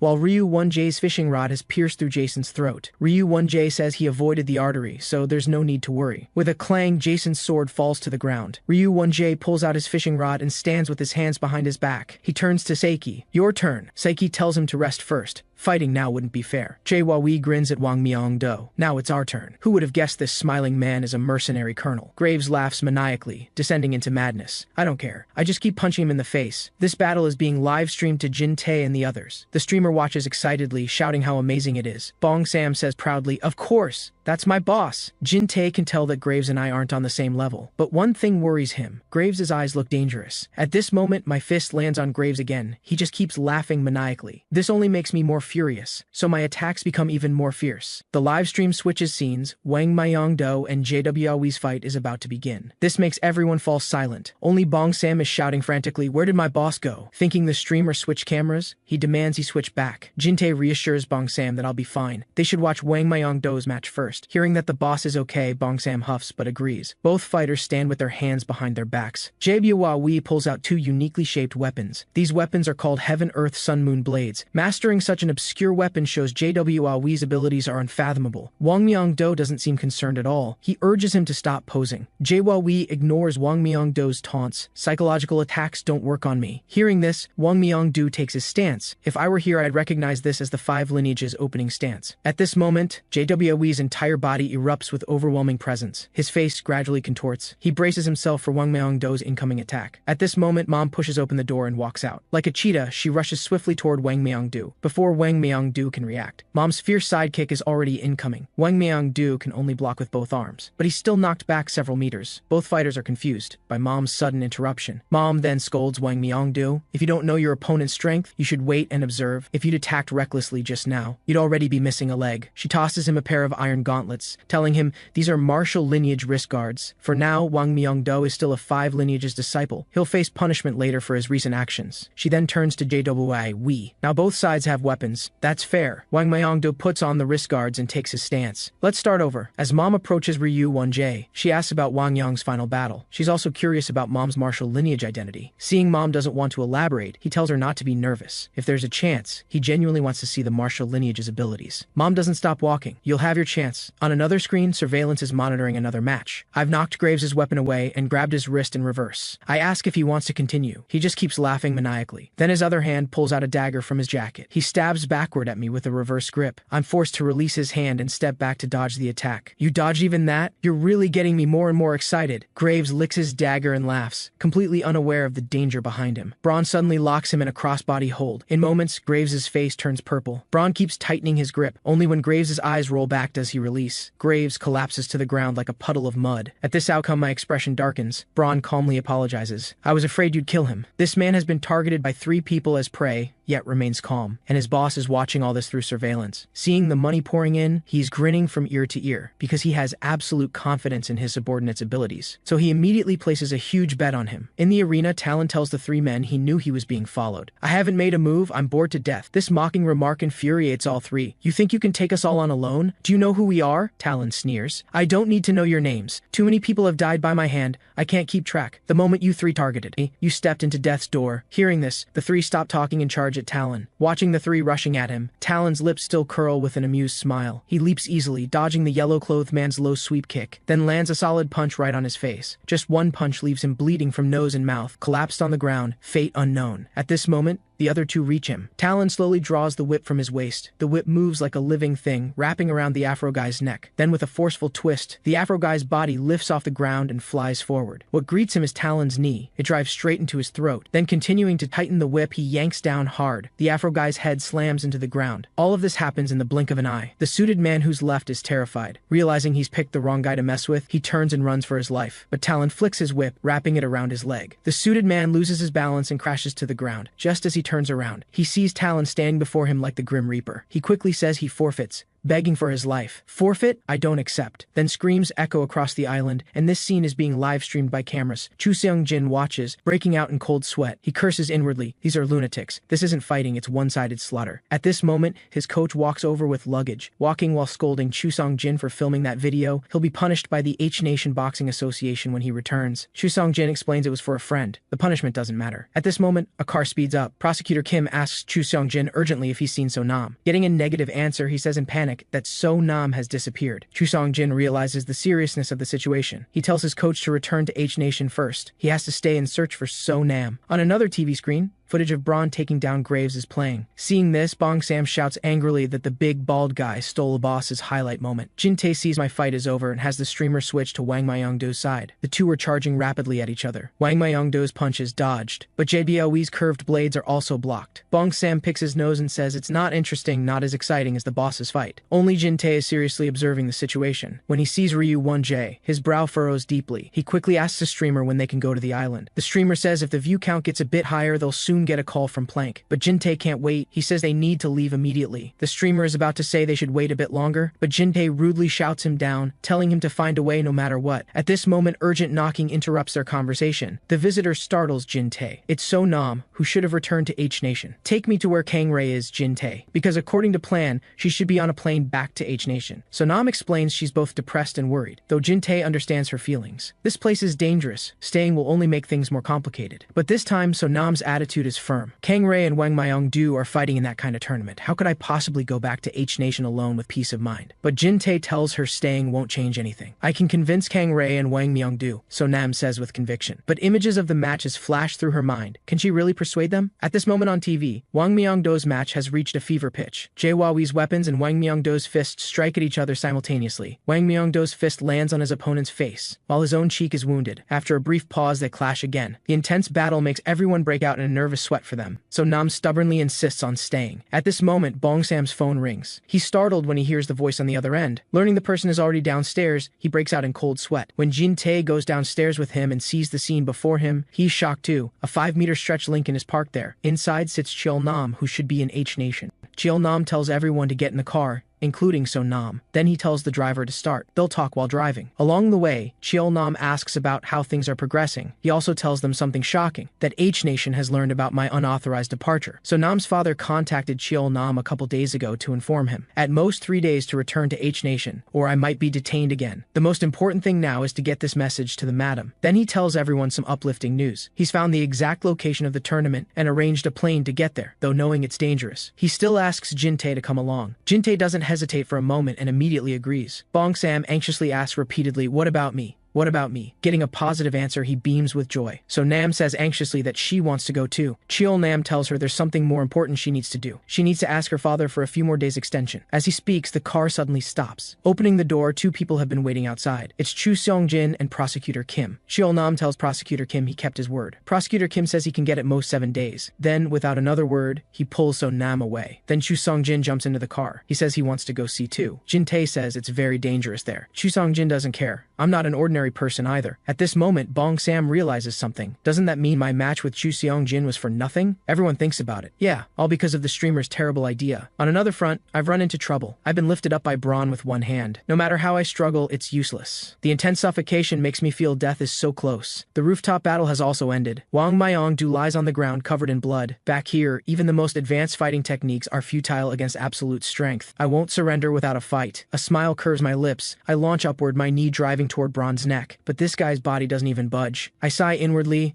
This guy really is a monster. Braun tells me he needs a lot of money, so he has to win the tournament and get the prize money. With that, he grabs my left leg to prevent me from struggling. Then he says, "Sorry," then he lifts me and slams me hard into the ground. The powerful impact makes me feel like all my internal organs have shifted, but his hand gripping my throat doesn't loosen. Instead, it tightens even more. Only when my eyes roll back does he release. At this moment, Myung rushes to my side, urgently checking my condition. Moments later, I come to, pushing away Myung's supporting hand. I push off the ground and stand up. "Hey Baldy, this This isn't over yet. Mayong anxiously tries to stop me. In your current state, you're pushing too hard. I don't give up easily. Hearing this, Braun says seriously, you really will die. I wipe the blood from the corner of my mouth. If I lose to someone like you, I'd be a complete joke. I walk slowly toward Braun. I admit you're strong, but try this on for size. With that, I push off the ground, my body shooting toward Braun like a cannonball. The next moment, Braun's vice-like hands reach for me. I won't let him grab me again, so I dodge sideways. Raising my fist, I drive it past Braun's arm and into his chin. Braun sees stars and shakes his head. I seize the opportunity and keep swinging. Dazed, he reaches forward to block my second attack, but I step back to avoid his hand, then grin. Now! Suddenly engaging my core, I rise up, driving my fist with my full body weight into his abdomen, but it doesn't knock him down as I imagined. Instead, he grabs my clothes. I immediately squat down, slipping out of my shirt like a cicada shedding its shell. Then I gather all my strength into my fists. Countless punches rain down on Braun's body. For a moment, the sound of fists hitting flesh fills the air. Mayong on the sidelines is shocked by my explosive power. The boss is so much stronger than before. A few minutes later, I'm gasping for breath, but Braun still stands before me like a towering fortress, taking my full force attacks for so long without faltering. Is he really a monster? At this moment, Braun speaks. He tells me he only needs money. He has no grudge against me and doesn't want to kill me. He says it like he could kill me anytime. This makes me explode with rage. Meanwhile, on the rooftop, Jae-Hwa-Wee's eyes have rolled back. He's completely unconscious. Mom approaches Wang Mayong-do. Are you satisfied now? Wang Mayong-do struggles to rise, saying nothing. Mom sighs. Better not move. Rest well. Ryu Won-jae marvels Wang Mayong-do is truly a natural-born fighter. In a few years, he'll have no rivals in the world. Mom tells Ryu Won-jae to postpone their match until next time. The old man doesn't mind the delay, saying besides Mom, there are many other interesting fighters. Then he turns to Seiki. Our turn now, isn't it? Seiki smiles awkwardly. My stomach hurts. How about tomorrow? Ryu Won-jae doesn't press him and walks away with his hands behind his back. As he leaves, he says, tomorrow, I'll be waiting here on time. At this moment, a plane flies overhead. On the plane sits Cheolnam and the others. Cheolnam says they'll reach the island in about 4 hours. Hearing this, Bong Sam mutters, we should have watched the boss's match before leaving. This leaves Cheolnam speechless. You know the boss's strength better than anyone. No need to worry too much. The most important thing now is getting to the island quickly. At this moment, Jin Tae's expression is serious. He's still worried about what's happening on the island. At this moment on the island, Braun takes advantage of an opening and grabs me. Then he swings me around like a windmill. If he completes this swing and slams me into the ground, my head will probably split open. I twist my body and drive my knee into the back of his head. Then I seize the chance to create distance and break free from his control. The two of us lock eyes. We clash again. Mayong on the sidelines breaks out in a nervous sweat for me. There's no way to break through Braun's defense, seeing that he can't take me down. Braun's anger rises. He concentrates his power in his shoulder. Then with a savage charge, he rams into my abdomen. The force is like being hit by a train. My body flies backward like a cannonball. Mayong shouts boss, about to rush forward to help, but he's stopped by someone. It's Mom. She tells Mayong not to act rashly. Mayong is still worried about my safety, but Mom tells him neither side has used their full strength yet. At this moment, I dissipate the force and charge forward again. Braun also takes a defensive stance. Stop making me angry. I laugh out loud. This fight feels great. Never thought there'd be someone like you in this world. But Braun issues another warning. I'm not joking. I really will kill you. This time Braun still doesn't dodge. He even chooses to take my heavy punch with his head. In the conference room, Borsk watching the match shouts in excitement. As the intense match continues, the money pouring in grows exponentially. This is the kind of match people love to watch, just like the ancient Roman Colosseum. Borska says, though I'm a fan of Boss Kang, according to the AI analysis, the final result will be that man called Braun winning. Plank says the AI gives it a 70-30 split, but that's based on Boss Kang's match data from 4 years ago. He was only 18 then. As for his true strength now, no one knows. Everyone competing here is a monster. At this moment, my heavy punch lands on Braun's nose. Braun takes this heavy hit with all he's got, his goal being to get close to me. I curse inwardly. Braun has already grabbed my leg, then he locks it tightly under his arm. No matter how I struggle, I can't pull free. Braun raises his elbow to smash down on my knee. If his elbow hits my leg, it'll definitely break. Since I can't break free, I'll have to force him to let go. So I thrust my hand toward Braun's eye. Though he twists his head to dodge, I still leave a wound below his eye. Seizing the opportunity, I break free from his hold again. I mock him. Trading an eye for a leg, quite the bargain. Borsk marvels. This mutual destruction fighting style is truly insane, Plank says. In life or death battles, these are just instinctive reactions. Suddenly an alarm flashes, indicating an unidentified aircraft has entered the island's airspace. At this moment, a plane lands on the beach. Stepping off the plane is Cheolnam and the others. At this moment, countless vehicles surround them. In the conference room, Plank issues an order. Today's matches are temporarily suspended. A group of mysterious men suddenly appear, positioning themselves between Braun and me. The leader explains there are external intruders. All matches are temporarily halted. This makes me burn with rage. I'm about to strike. Mom stops me with her words. Seeing Mom's firm gaze, I sigh helplessly and turn to leave. Seeing the fight won't continue, Braun reluctantly leaves as well. After everyone has left, Graves slowly regains consciousness. Seeing no one around, he sits slumped on the ground, lost in thought. But the smile on his face is disturbingly creepy. On the beach, everyone is startled by this scene. The streamer shouts that he's a good person, saying he's an acquaintance of Plank. The men in black exchange glances but keep their guns pointed at everyone. Cheol-nam tells the men in black to inform Plank that representatives from Earth Tiger Group have come to watch. At this moment, the leader receives a message in his earpiece. The men in black lower their toy guns. They tell everyone no phones or weapons are allowed. They proceed to search everyone. Bong Sam's tactical baton is confiscated. He shouts frantically. Without his baton, his combat power drops by 80%. Seeing that everyone has been disarmed, the leader invites them into the vehicles. Everything happening here is being fully monitored by drones overhead. Jin-tae also notices what's above, while Plank, watching the footage, recognizes Jin-tae. At this moment, the AI is also syncing data on Chu Song-jin and Jin-tae, all videos from their past matches. Plank watches videos of Jin-tae's past battles with me. Meanwhile, Wang Myung-do lies unconscious in bed. When he wakes up, he sees a familiar face at his bedside. Chu Song-jin says with a smile that he's finally awake. Wang Myung-do is already shocked to see him. When he sees Jin-tae standing nearby, his eyes widen even more. He doesn't understand why everyone is here. Jin-tae says with a smile that they're here to bring their disappointing disciple back to H-Nation. On the other side, Bong Sam cheers and rushes toward me, shouting, "Boss!" I have no choice but to hold him back with my hands, telling him to calm down. But this guy keeps pushing toward me like an overeager puppy. He's crying and saying how much he missed me. Bong Sam leaves me speechless. Cheol-nam tells my mother that H-Nation knows I left the country. I need to return to H-Nation within a week at most. Just to be safe, it's best to leave immediately. After a moment of thought, my mother asks for my opinion. I say seriously that I want to stay here one more day. My mother tells me this decision might put those around me in danger. Although I know this decision is selfish, my desire to fight has been awakened. I still stick to my decision. Running from a fight isn't in my nature. When I say these words, my mother sees my father's image overlap with mine. Yes, that man never feared any battle either. My mother sighs helplessly and agrees to give me one day. She then instructs Cheol-nam to prepare to leave tomorrow night. Cheol-nam says everything is ready as long as they can negotiate with Plank. My mother reminds Cheol-nam that Plank is not someone to mess with. Cheol-nam tells her not to worry, saying he knows what he's doing. Meanwhile, Graves wakes up and returns to his room. A satellite phone sits on the table. At this moment, in a village on some continent, a group of fully armed mercenaries is battling local armed forces. Half an hour later, only one survivor remains. Without blinking, someone puts a bullet in him. At that moment, the satellite phone on his waist rings. "What are your orders, Colonel?" Graves responds while washing his face. "Danny, bring the entire team to my location. Kill everyone here. I'll pay you whatever you want." Danny, receiving the order, shows an evil smile. At this moment, Jin-tae and Chu Seong-jin walk into the room. Kang Rae is still the same as always. I don't understand what he means. Jin-tae says I'm always putting those around me in danger as usual, and now he's fighting in this pointless tournament again. Hearing his mockery, I tell him to watch himself or I'll kill him too. At this time, Braun sits in his room, recalling his son's voice calling out to him. This was when Braun's family saw him off as he left home. Worry shows on all their faces. Braun reassures them not to worry, saying he'll definitely return safely with the prize money. His wife tells him to be careful, that all these children are waiting for him to come back. These children are all orphans who lost their parents in battles Braun participated in. Everything he's doing now is to atone for his sins. Recalling his previous fight with me, his hand unconsciously clenches into a fist. The strength I displayed puts pressure on him, so he decides to fight someone else first. At this moment, there's a knock at the door. When he asks who it is, there's no response. Cautiously, he looks through the peephole. What he sees instantly makes his hair stand on end. A curved blade thrust through the peephole. If he hadn't dodged in time, his head would have been pierced. Graves stands outside the door laughing maniacally. "Come on, sweetheart, open the door." In another room, footage of my fight with Braun is playing. Ryu Won-jae is watching while taking a bath. The exceptional skills of both fighters pique his interest. At this moment, Lee Sung-ho suddenly bursts in. He loudly demands to know why Ryu Won-jae hasn't taken action. "You promised to avenge his brother." "Avenge what?" Ryu Won-jae glances at him sideways. "Your brother died at Wang Yong's hands. Why seek revenge on someone else? Are you trying to use me as a pawn?" Ryu Won-jae's gaze turns cold. "I came here only to fight strong opponents." Lee Sung-ho grinds his teeth audibly. Suddenly, something flies past his ear. It slams into the wall behind him with a loud thud. Looking carefully, it's just a pipe. "Even your father treats me with respect. Wang Yong doesn't dare bare his teeth at me. Get lost now or your head will end up like that wall." Meanwhile, on the hotel balcony, Jin-tae stands alone, staring at the distant scenery. My mother walks over and says, "You've worked hard." Jin-tae voices his concerns. He's still very worried about me and Wang Myung-do. My mother tells him that everyone can choose their own path. "Actually, you want to fight too. After all, you're the current heir of the martial lineage. There's nothing wrong with fighting today's peak masters. If you also want to fight, then stay and win." The next day, Plank gathers all the investors and explains that yesterday's interruption was due to intruders. Carlos says confidently that this island is absolutely safe. M-Nation police wouldn't dare come here, and besides, my territory is right next door. Carl asks if today's matches can proceed smoothly, as the gamblers outside are clamoring to watch. Donald, who handles finances, says dividends will be distributed after the tournament ends. He then tells Carl that because Jay Wei lost to Wang Myung-do, they lost $10 million.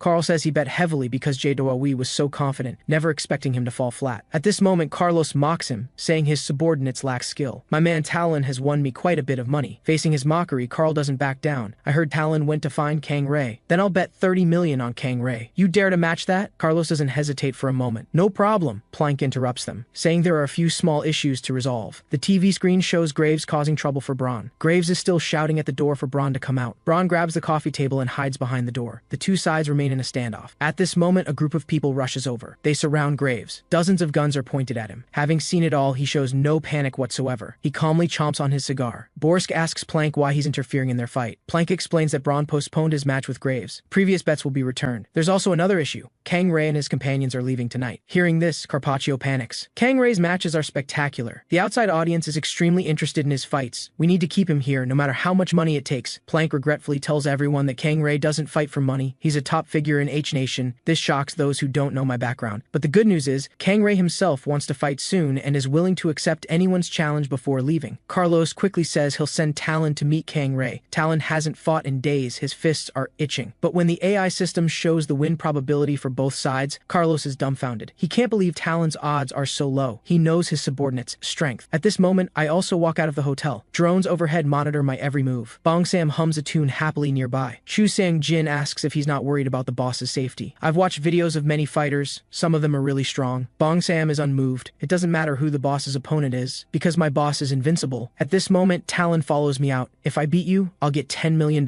This money is too easy to earn. With that, he whips his chain toward my neck. But looking closely, you can see that before the chain reaches my neck, my hand has already caught it. Talon pulls back hard, but I've already freed myself from the chain. 10 million? I'm afraid you'll have the money, but not the life to spend it. Meanwhile, on the hotel balcony, Ryu Won-jae has been waiting for some time. My mother tells him his opponent is Jin Tae, the current heir of the martial lineage. The old man says it's truly an honor. Then his entire body erupts with astonishing presence. At this moment, Saiki walks out. Sir, may I spar with him first? On the other side, Talon's whip moves so fast it becomes countless after images. Yet it still doesn't harm me in the slightest. While he's in a daze, I've already charged toward him rapidly. As I approach him, I push off hard from the ground, leap high, and launch a spinning kick toward his face. Talon quickly jumps left to dodge the attack, but his abdomen is now exposed. My powerful uppercut comes at him again. Unable to dodge, his chin takes the full force of my fist. But Talon is no ordinary fighter. While I'm feeling confident, a curved blade slashes toward my face. A split-second crouch saves me from the crisis. At the same time, it infuriates me. A leg sweep catches Talon's lower body. While he's still airborne, another punch slams into his face. The tremendous force keeps him suspended in the air. I slam him down hard into the ground. Looking at Talon now, blood streams from his mouth and nose as he lies unconscious. When the one-sided beatdown is broadcast in real time to the conference room, everyone is shocked by my strength. Carlos's jaw drops in amazement. Now it's Carl's turn to mock him, calling Carlos a walking ATM. Plank, fearing the conflict will escalate, quickly interrupts them. At this moment, my voice comes from the TV screen. Hurry up and send the next fighter. I'm speaking to everyone through the drone. Borsk laughs heartily. Worthy of Kang Ray. Having tasted success, Carl says he'll continue betting on me. Carpaccio says he'll send another of his subordinates to challenge me. Plank displays photos of fighters currently nearby. Kang Ray says he wants to fight Braun again, but Braun already has another opponent. Meanwhile, on the hotel rooftop, Seiki wants to challenge the martial lineage heir. 40 years. It's been 40 years since I first gripped a sword. In all those long years, no opponent has ever made me swing my blade with full force. I believe this is the greatest sorrow for a swordsman, so I hope you can give me a satisfying battle. Not this young upstart, Seiki says to my mother. My mother tells him dismissively that as a master he should first learn to judge people. Jin Tae has trained desperately since childhood. Your bamboo-cutting blade probably can't even touch the hem of his clothes. Hearing my mother's mocking words, Seiki directly asks Jin Tae, "Are you serious? Even if it costs you your life, you don't mind?" Jin Tae's gaze is resolute. "I stake my life in every battle, but you'd better be prepared to lose yours too." Multiple drones overhead monitor the situation. My mother pulls out hidden weapons. Too noisy, she flings them into the air, and several drones explode simultaneously. Much quieter now. Fight without worry. Ryu Won-jae tells Seiki that even if they kill each other now, there'll be no record. Fight with ease. Seiki slowly closes his eyes. When he opens them again, his figure has vanished. He instantly appears in front of Jin Tae. Both release unmatched fighting spirit and quickly engage in combat. Meanwhile, on another battlefield, White Hair is like a child before Braun. Though unwilling and wanting to fight back, the gap in strength is too great. Braun grabs his face with one hand, then he shoves him backward hard. He crashes into a tree like a kite with a broken string. The violent impact makes Whitehair's eyes roll back as he loses consciousness. Braun is just about to catch his breath when someone emerges from the dense forest behind him. The newcomer shocks Braun. It's Plank, the organizer of this tournament. Plank directly states his purpose is to challenge him. Braun refuses without thinking. Hearing Braun's answer, Plank doesn't get angry. He slowly reveals the past Braun doesn't want to mention. The demon of the former Alpha Special Forces. No fewer than 100 people died at your hands. Plank's words strike Braun's heart like a massive hammer, blow by blow, and now you're adopting war orphans. How about this? If you win, I'll give you $10 million.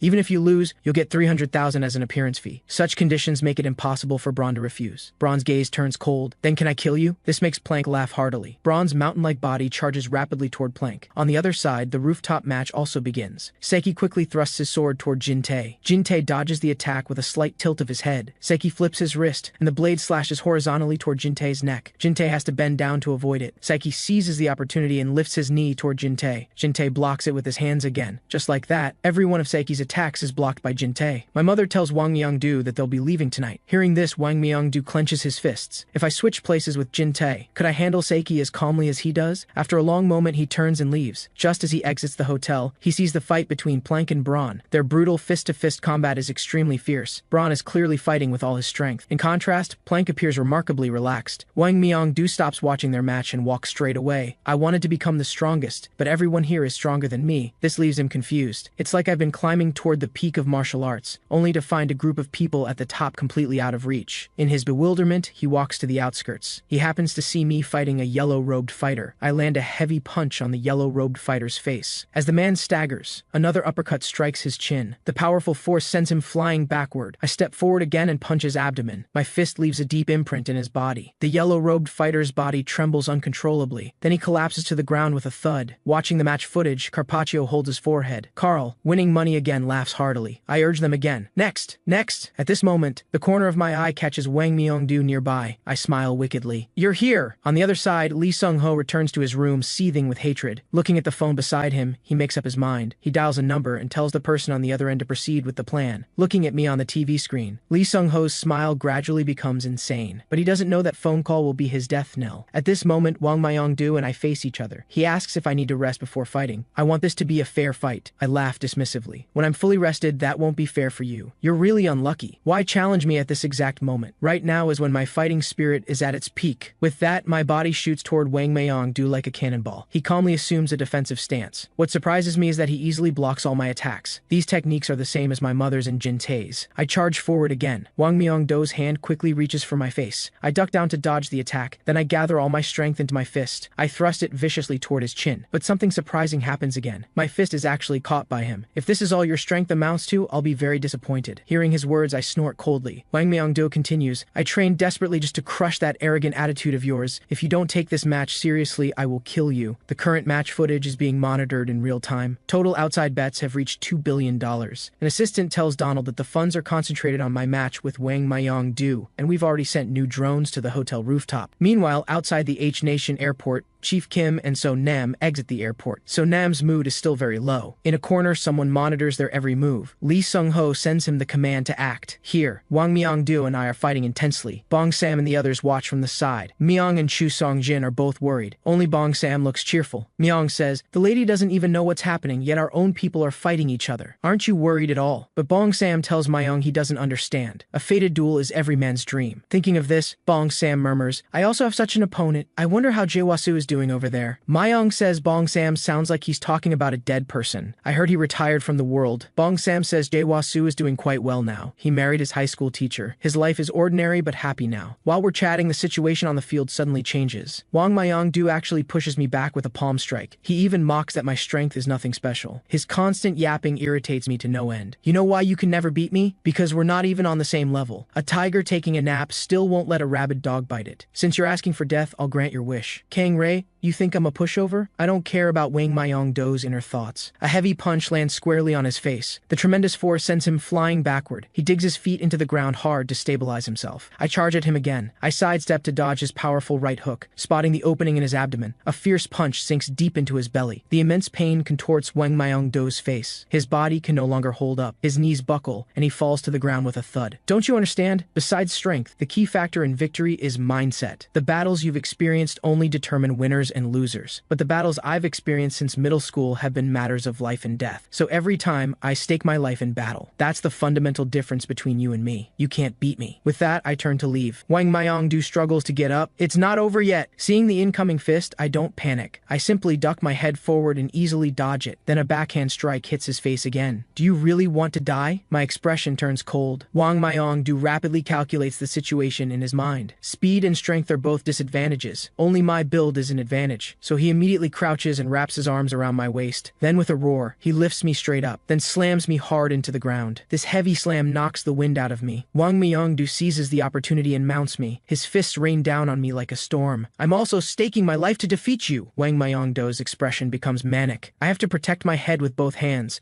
blocking the frenzied attacks. On the other side, at the hotel rooftop, the battle continues. Apart from some torn clothes, Jin-tae is unharmed. In contrast, Seiki's sword sheath broke from blocking heavy strikes, and his abdomen has a deep fist imprint. He opens his mouth and spits out a mouthful of fresh blood. His knees weaken, and he kneels halfway on the ground. You didn't use full force in that last strike. Are you pitying me? I lost completely, Seiki says with sincere admiration. Ryu Won-jae claps his hands. Such a spectacular battle really makes the blood boil. Now it's our turn to determine the outcome. Jin-tae says to Ryu Won-jae. Ryu Won-jae reminds him that for fairness, he can rest. Jin-tae waves his hand, saying he's fine. Hearing this, Ryu Won-jae chuckles. Then let's have some fun. Suddenly, rapid footsteps approach. Chil-nam appears, interrupting their match. He tells my mother that something happened in H-Nation. At this moment, Lee Sung-ho laughs maniacally. The photo in his hand shows So-nam bound tightly. I'll make you taste the pain of losing your beloved too. When Chil-nam delivers this news to my mother is extremely furious. They dared to lay hands on my daughter-in-law. This is unforgivable. She immediately calls out to interrupt the two in the field. The two don't understand what's happening. My mother tells Jin-tae this matter concerns him. Jin-tae wants to ask what happened, but my mother interrupts. This is urgent. Come with me. At this moment, Ryu Won-jae roars. You show me no respect. Did I say you could leave? With that, his entire body erupts with astonishing presence. Hearing his threat, my mother's gaze turns ice cold. Old man, I don't have time to play with you right now. The 10,000 Blades gang kidnapped our people to threaten us. If you still insist on keeping us here, then today won't be a match, it'll be a death match. Hearing the full story, Ryu Won-jae no longer creates difficulties. He simply feels disgusted by the 10,000 Blades gang's actions. On the way, Jin-tae voices his concern. My mother says Jin-tae needs to know anyway, so she has Chil-nam show him the photo. When he sees that it's So-nam bound tightly, veins bulge on Jin-tae's forehead. He punches the stair railing, bending it. He regrets that if he'd stayed by So-nam's side, this wouldn't have happened. My mother stops him, telling him to stay calm in times like these. If you panic, you'll play right into the enemy's hands. Chil-nam says their condition is to meet my mother and Kang Rae. Since all phones were confiscated, we can't contact Earth Tiger Group. My mother tells him to find Plank, explain the situation, and ask for his assistance. First, we need to ensure So-nam's safety, because if anything happens, knowing Kang Rae's temperament, countless people will be buried with her. She then tells Jin-tae that the situation is critical. Don't show any more mercy. Jin-tae's gaze hardens. He clenches his fists. Are you saying I'm allowed to kill? On the other side, Wang Myongdu is pummeling me fiercely. I protect my head with both hands, blocking the attacks. Seizing an opening, I push my palm toward his chin. While he's dazed, I grab his collar and yank hard. A headbutt slams into his forehead. Then I take the opportunity to roll and break free. Just as I'm about to get up, Wang Myongdu suddenly appears behind me and locks around my body. The more I struggle, the tighter the hold. I won. Surrender. Wang Myongdu is confident of victory. In just a few seconds, you'll lose oxygen and pass out. I grin. What nonsense are you talking about? I stomp my feet on the ground and forcibly lift Wang Myongdu. Then, with him on my back, I rapidly move backward. This fool actually kidnapped the Black Emperor's former girlfriend, and now he's waiting leisurely for them to come seeking revenge. Suddenly, the door is kicked open. Subordinates immediately guard the front nervously. But it's not me, it's Ryu Won-jae. You dare to interfere with me. Seeing Ryu Won-jae's fury, the subordinates don't dare take it lightly and pull out their guns, pointing them at him. Lee Sung-ho orders directly if he makes any sudden moves, shoot him. Ryu Won-jae's gaze grows even colder. Do you know the consequences of offending me? Hearing his threat, Lee Sung-ho is completely unfazed. Before you lose your temper, take a look at this first. With that, he presses a remote. The image on the TV makes Ryu Won-jae's eyes widen. Men in black are holding guns, controlling a family. This family is Ryu Won-jae's descendants. You underestimate the 10,000 Blades gang too much. Lee Sung-ho smiles smugly. Did you think we'd dare offend you without any leverage? Ryu Won-jae grits his teeth. You're asking for death. A bullet grazes his face and hits hits the wall behind him. Take one more step, and your family will have dozens of holes in them. Lee Sung-ho laughs maniacally. Now that his lifeline is controlled, even though he's furious, there's nothing he can do. Ryu Won-jae can only utter some harsh words. Hearing this, Lee Sung-ho laughs even more uncontrollably. You're in no position to threaten me now. If you want them to be safe, you must do as I say. Ryu Won-jae asks what his purpose is. Lee Sung-ho's expression darkens. You just need to kill that mother and son in front of me. That shouldn't be difficult for you, right? Although Ryu Won-jae is furious, he can only reluctantly agree. If you dare go back on your word, you'll die miserably. With that, he leaves without looking back. On the other side,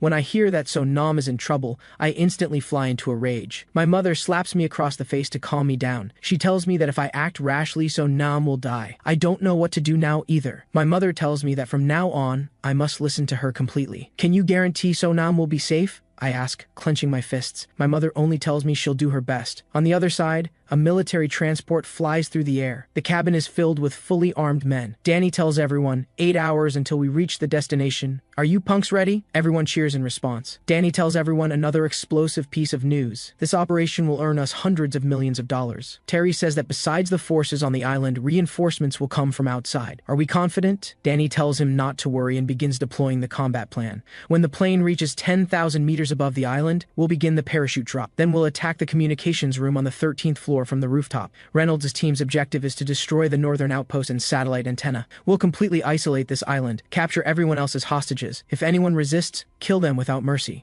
On the other side, the fight between Braun and Plank has ended. Braun lies on the ground covered in blood, his fate unknown. At this moment, applause rings out. That was magnificent! Borsk says sincerely. But the other matches are a disaster. The drones were destroyed, the livestream was cut off, and the gamblers outside keep protesting. For this sudden situation, Plank has no good solution for now. At this moment, 2 more people emerge from the forest. It's Cheol-nam and Jin Tae, coming to seek assistance. Cheol-nam says they have an urgent matter and need to contact H-Nation, but Plank refuses. Except for authorized personnel, all off-island communication is prohibited. Cheol-nam says the 10,000 Blades gang kidnapped their people and hopes Plank can make an exception. But he's refused again. Plank says he only cares about the matches. I have no interest in anything else. Hearing this, Cheol-nam has no choice but to bow and beg Plank for help. Borsk doesn't want to make things too difficult for him. He pulls out a phone and tosses it over, but it's intercepted by a large hand. It's Plank, his expression dark. If you want the phone, beat me first. The moment he finishes speaking, a knee strikes toward his face. With a loud thud, Plank is hit. The phone slips from his hand. Jin Tae lands and kicks the phone to Cheol-nam with a flying kick. I clearly said you need to beat me before using the phone. Plank's cold voice sounds from behind. Hearing this, Jin Tae snorts coldly. You think talking like that makes you cool? Mocked by Jin Tae's words, Plank's muscles bulge. You can't beat me. I have all your data. Jin Tae ignores him. He just tells Cheol-nam to quickly contact H-Nation to find So-nam. Ignored, Plank nearly grinds his teeth to dust. He swings his iron fist to strike. Facing the sandbag-sized fist, Jin Tae remains calm. He spins his body to dodge the attack. Taking the opportunity to grab his arm, he kicks toward Plank's face again. But this attack is blocked by his hand. Without a moment's pause, another attack comes. Jin Tae's flying kick strikes his face hard. Just one hit makes Plank's nose and mouth spurt blood. An even swifter attack follows. Jin Tae leaps high like an ape. A knee strikes directly on Plank's head. The lightning-fast combat stuns everyone on the spot. At this moment, Jin Tae reminds Cheol-nam to make the call quickly. Suddenly, Plank, lying on the ground, throws a punch at Jin Tae. Jin Tae immediately dodges backward. Plank takes the opportunity to get up. Is the difference between actual combat and data this great? It seems my fists are more trustworthy than data. Jin Tae doesn't respond. He only asks if Plank orchestrated all this. Plank hasn't responded yet. Jin Tae's figure has already vanished from his spot. In an instant, he's in front of Plank. You'll answer for this. As Plank is surprised, Jin Tae's knee strikes his side again. The tremendous force seems to shift Plank's internal organs. Jin Tae kicks him flying again with another strike. He doesn't stop until he slams into a tree. Plank's eyes roll back. With a thud, he collapses to the ground, knocked out cold. This crushing victory makes Borsk break out in a cold sweat. Off the field, Donald watches all this and becomes absolutely furious, because he trusted the AI algorithm's 90% win rate prediction. It cost them $160 billion directly, but for the credibility of the tournament, they have to pay up. Next, they'll bet everything on Ryu Won-jae. But when his assistant hears about betting all $800 billion from the investors, he also breaks out in a cold sweat. Yet Donald appears completely confident, because he's done extensive research. Ryu Won-jae has never lost a fight in his entire life. On the other side, Lee Sung-ho, who kidnaps So-nam, finally gets to me. He tells me So-nam is safe for now, but whether he stays safe depends on my performance. Immediately on the TV screen, So-nam is being held at gunpoint. Mother asks what he wants. Lee Sung-ho says it's simple. He just wants me to fight Ryu Won-jae, although I really want to kill you right now. But thinking about you being beaten to death right in front of me makes me tremble with excitement. Mother asks if he wins, will he keep his promise and release So-nam? Lee Sung-ho responds responds that a promise is a promise. In that case, Mother tells him to arrange the match immediately, but Lee Sung-ho says he wants to change the match order. He specifically demands that I fight Ryu Won-jae first. Says he wants Mother to experience the pain of losing a loved one too. Hearing this, my rage explodes instantly. I assess the gunman across from us. Then I call out to Mother. Under Lee Sung-ho's shocked gaze, my figure shoots forward like lightning toward them. They immediately draw their guns to shoot. With several screams, steel needles pierce through all their gun hands. It's Mother providing support from behind, without giving them time to react. I punch one man in the face, then drive my knee into another man's chest. Screams mixed with bone-breaking sounds make one's skin crawl. Lee Sung-ho freezes in shock at the rapid turn of events. At this moment, I appear to him like an eagle, while he's nothing but a lamb waiting for slaughter. I slam his head straight into the table with one palm strike. For a moment,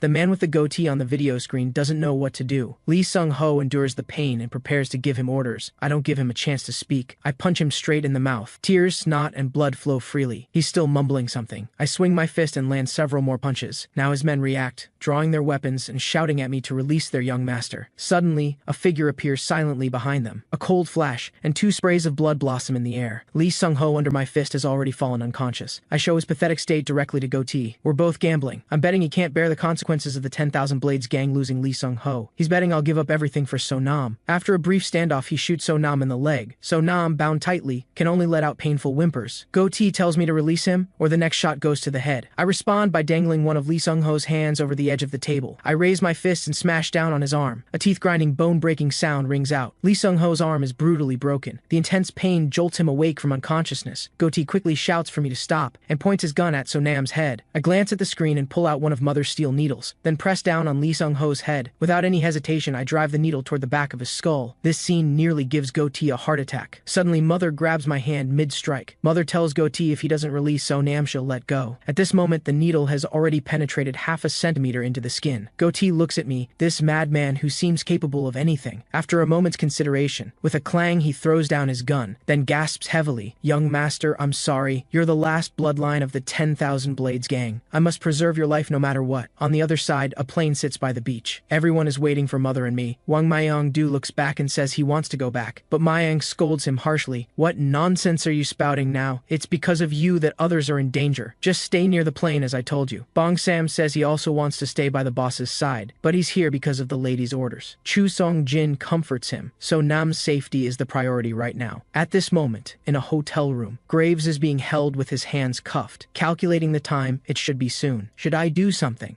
On the other side, when Planck wakes up again, 2 hours have passed. He still can't accept the fact that he was completely crushed. Borske says they lost a fortune and Mr. Donald is very angry. Because of the 10,000 Blades gang situation, other matches were also interrupted. Borske is more philosophical about it. Says we've already made enough this time. Might as well end it here. Planck can't make up his mind for a moment. On the other side, Ryu Won-jae finds me and expresses his gratitude, because dealing with Lee Sung-ho indirectly resolved the crisis for his descendants. Jin-tae politely responds that we're all martial artists. No need for formalities. I say I didn't do this for him. Then turn and leave. If nothing unexpected happens, we won't meet again. Cheol-nam tells everyone the planes are ready. After everyone says goodbye to Ryu Won-jae, they prepare to leave. Ryu Won-jae's voice comes from behind. Ryu Won-jae, repay both grudges and favors. I guarantee the 10,000 Blades gang will never appear before you again. Shortly after, Seiki and Jason walk over. Seiki sighs that it's a pity they didn't determine a winner. Ryu Won-jae asks back, "Can't you tell who's stronger and who's weaker? Getting old, I have to think twice about everything." This makes me think of Wang Yang, that madman who cast aside all distractions just to fight strong opponents. It seems my cultivation is still insufficient. This self-deprecation embarrasses Saiki and the other. They then say they'll train for a while longer before asking Ryu Won-jae for guidance again. Ryu Won-jae says they're welcome any time, but first he has some matters to handle. On the other side, Graves is being held in a room. 2 armed guards stand outside. Graves keeps demanding to watch the matches. The guard tells him he can't, but he keeps banging on the door. Annoyed by the noise, the guard prepares to open the door and teach him a lesson. The moment the door opens, Graves suddenly bursts out and punches one of the guards, then grabs his collar, and uses this guard as a weapon to knock down the other. Both men fall to the ground groaning in pain. Graves grabs one man's head and twists hard. The man's head twists to a grotesque 180 degrees backward.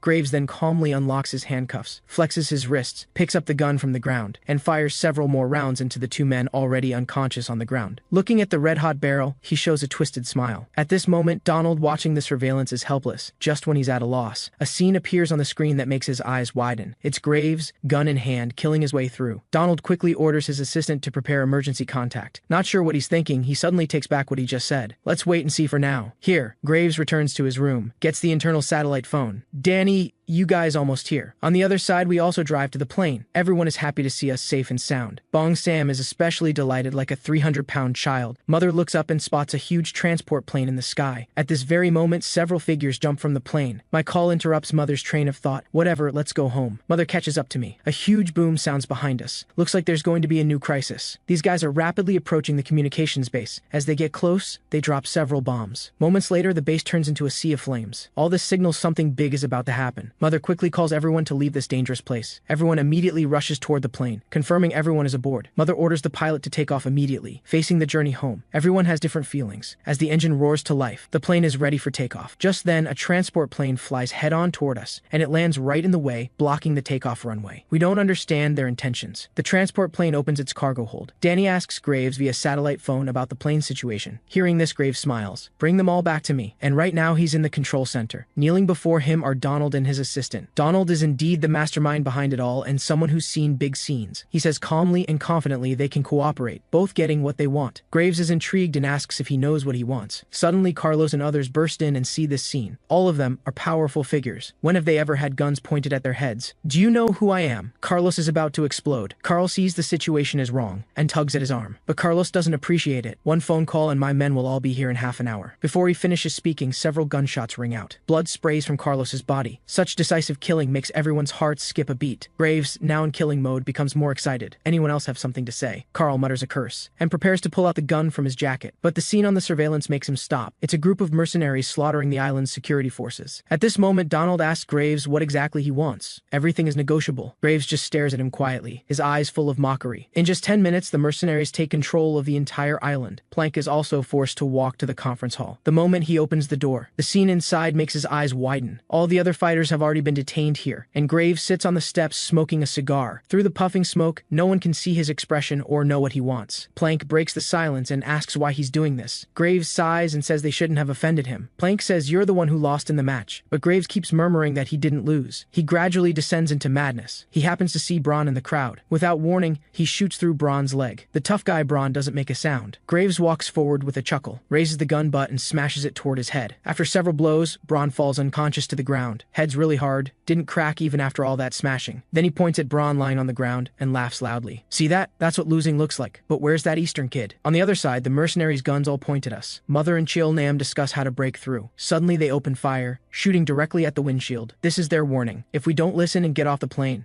next time it might be an RPG. Now there's no choice but to comply with their demands. They're very alert, guns constantly aimed at everyone. Jin-tae asks if we should find an opportunity to strike. Mother tells us to wait and see. These people don't seem ordinary. Killing carries no burden for them. This makes Jin-tae and me realize the gravity of the situation. At this moment, Danny receives orders from Graves again to bring back an Eastern kid. So he asks which one of us is the person the colonel is looking for. Our expressions are stern, and we don't answer him. Mother says she hopes they'll let us go, and will provide generous compensation. Danny covers his face and laughs. That won't work. We have a different employer. Mother stands in front of the group, radiating killing intent. Unexpectedly, they retreat a few steps to maintain distance, and pull back the bolts on their guns aiming at us. It's foreseeable that if we make any sudden moves, they'll shoot without hesitation. Danny says with a smile, I know you're all experts, so to prevent accidents, don't get any clever ideas. But who exactly made the colonel angry? On the other side in the conference hall, Johnson reports to Graves. All the island's forces have been neutralized, and communication facilities are fully controlled. Graves nods, indicating well done. When asked what to do next, Graves tells him things are about to get interesting. At this moment, Danny opens the conference hall door and walks in. Following behind him are our group. Seeing us, Graves shows a smile. Kid, we meet again. Then he slowly stands up. Look at those eyes. I don't think you understand the situation, yet I still wear an indifferent expression. What? You need a gun to have the courage to talk to me. Hearing my mocking words, Graves laughs in anger. He smashes the gun butt into my abdomen. I bend over in pain. Graves warns me not to glare anymore, but when I raise my head, my gaze is still sharp. What an infuriating little brat. With that, he raises the gun butt to strike again. Mother blocks in front of me. Let us go now, and nothing will happen. But Graves doesn't care about this threat at all. Instead, he strikes at Mother with the gun butt, but Mother blocks it with both hands. The look in her eyes is like she wants to devour someone. Danny pulls back the bolt and points at Mother's head. Then give us some money. Graves laughs heartily and says he definitely won't let his brothers down. Then clears his throat and announces, esteemed bosses, lend us some money. Not asking for much, just $200 million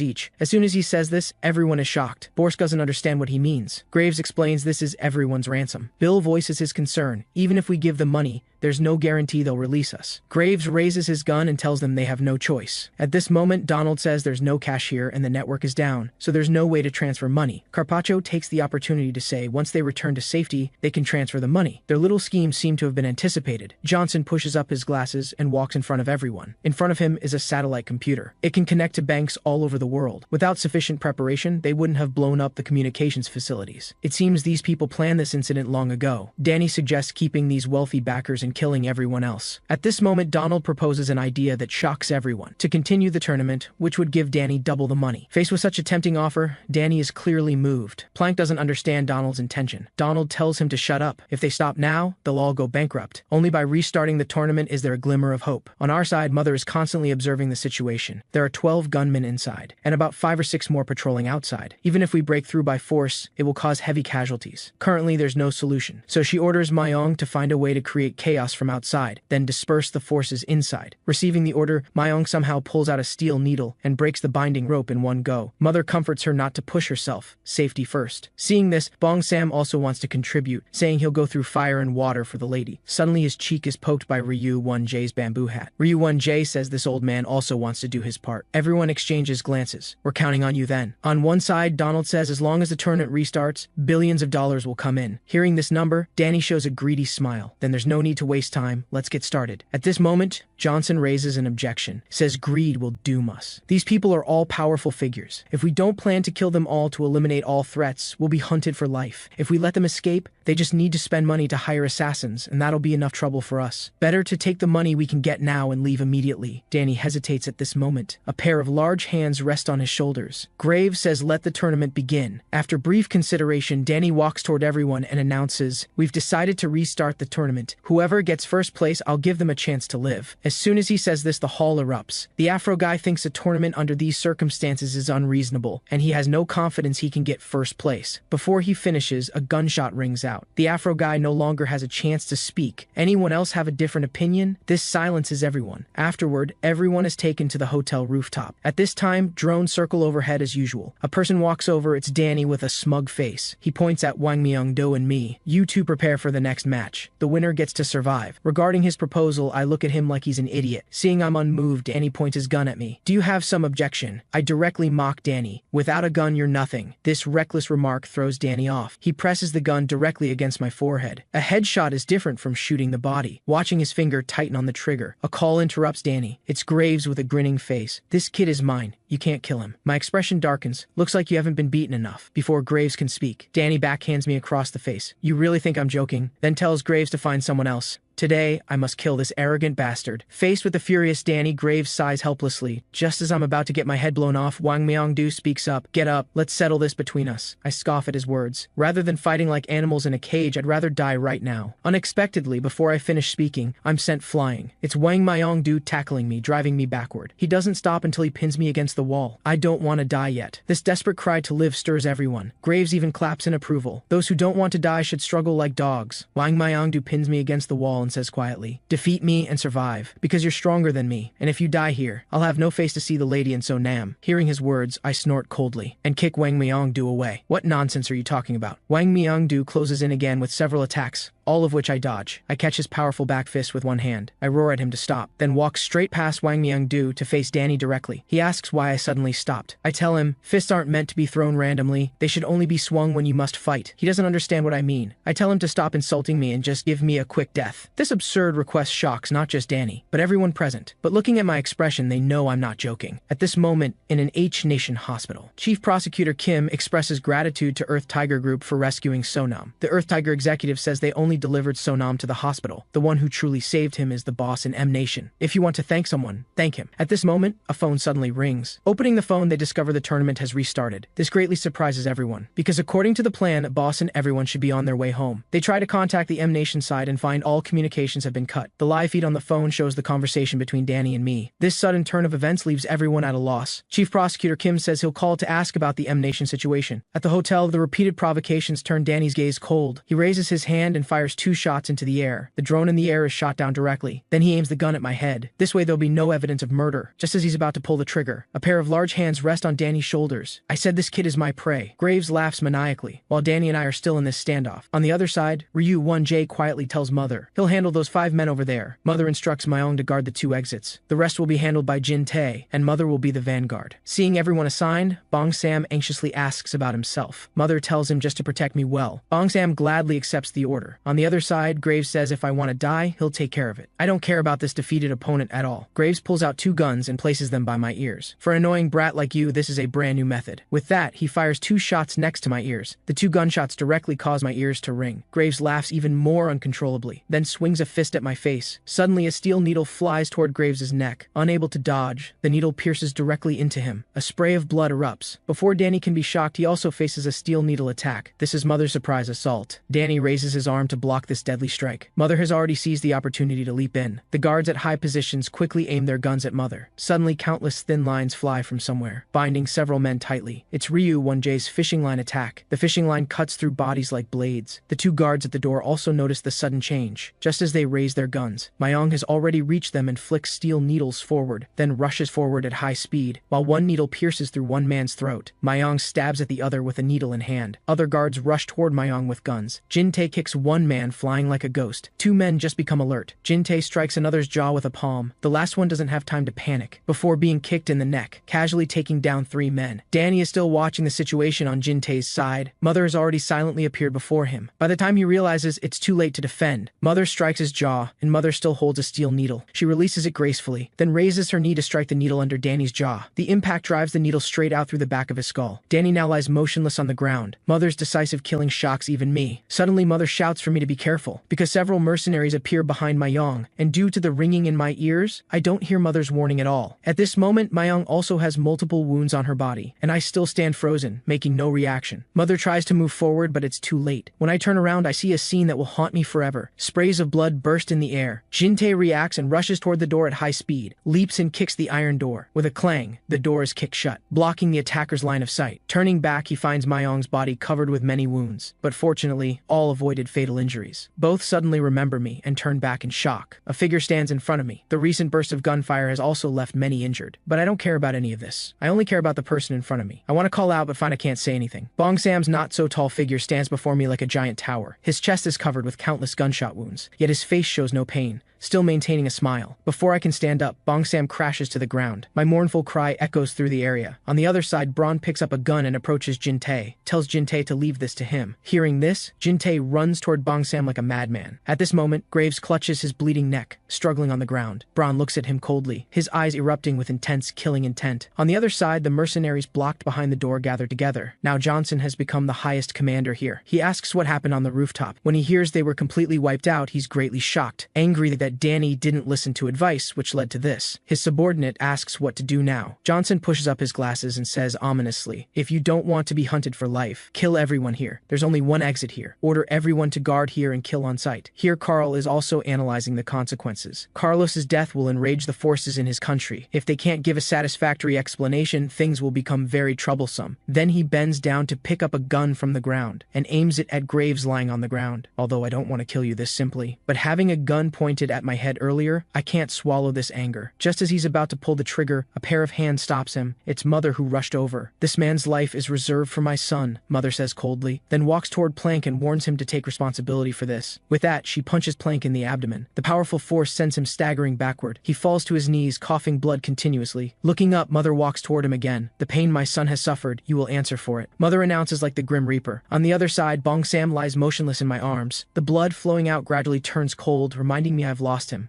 My head feels like it's been struck by a giant hammer, going blank. Only after a long moment do I burst into hysterical cries. Johnson runs to the control room and orders another drone sent to the rooftop. His subordinate doesn't understand what happened. When he hears the rooftop has fallen, his mouth drops open in shock. At this moment, the drone restarts surveillance. The rooftop situation appears clearly on the screen. Danny and Colonel Graves have been taken out. Other mercenaries have all been subdued. Ryu 1J glances at the drone overhead, swings his fishing rod forcefully, and with a swoosh hits the remaining drone. The screen Johnson loses surveillance of the rooftop again. Johnson tells his subordinate to prepare for takeoff and leave. Bring all the remaining C4 explosives. After giving all orders, he issues commands through his earpiece. Have men guard the only entrance, and once the C4 explosives are brought back, blow up the rooftop. Donald, listening to all this, hastily asks, what about the tournament? Johnson says in this situation, what tournament are you talking about? But this panics Donald. Without the tournament, he'll lose everything. But Johnson no longer pays attention to him and leaves directly. Donald watches his back, and desperation breeds boldness. He pulls out the sword from his cane and slashes toward the back of Johnson's head. A gunshot rings out. A bullet pierces through Donald's mouth. With a thump, he falls to the ground lifeless. This old guy really was tired of living. On the other side, everyone on the rooftop is helpless about the current predicament. Ryu 1J asks what to do next, then says for the sake of breaking through, he's willing to follow Mother's command. Borsk and Bill have no objections. Mother ponders for a moment and looks back at those immersed in grief, then walks straight toward Braun, asks if he was once a soldier. After getting a positive answer, she asks again, if he were the mercenaries, what would he do next? Braun considers the current situation, then says he'd first blow up the rooftop, then blow up the first and third floors to collapse the entire building. This way everyone dies together, eliminating all threats. Mother asks if they can storm the stairwell. Braun says that would be foolish because all the firepower is concentrated there. After a moment's thought, Mother has a plan. She'll break through from inside. This leaves everyone confused about how that's possible. At this moment, Mother calls out to Ryu 1J, asks if she can borrow his fishing rod. Ryu 1J is stunned for a moment, understanding Mother's intention. What a crazy person. Mother tells Jintei to pull himself together and help. Jintei stabilizes his emotions, suddenly stands up, his eyes full of determination. Mother and Jintei wrap the fishing line around their arms, says she and Jintei will first break the tempered glass, then have Ryu 1J follow after. After that, both leap from the rooftop, using the fishing line to swing toward the windows below. Targeting the glass, Mother concentrates her power in her knee and crashes into the glass. The glass cracks but doesn't completely shatter. Mother kicks off the wall and rebounds, making room for Jintei. Then Jintei's knee strikes the cracked glass again. As the glass shatters, both swing safely inside. They compose themselves, preparing for the coming slaughter. Next, Ryu 1J wraps the fishing line around the air conditioner outdoor unit, then leaps high and also jumps from the rooftop.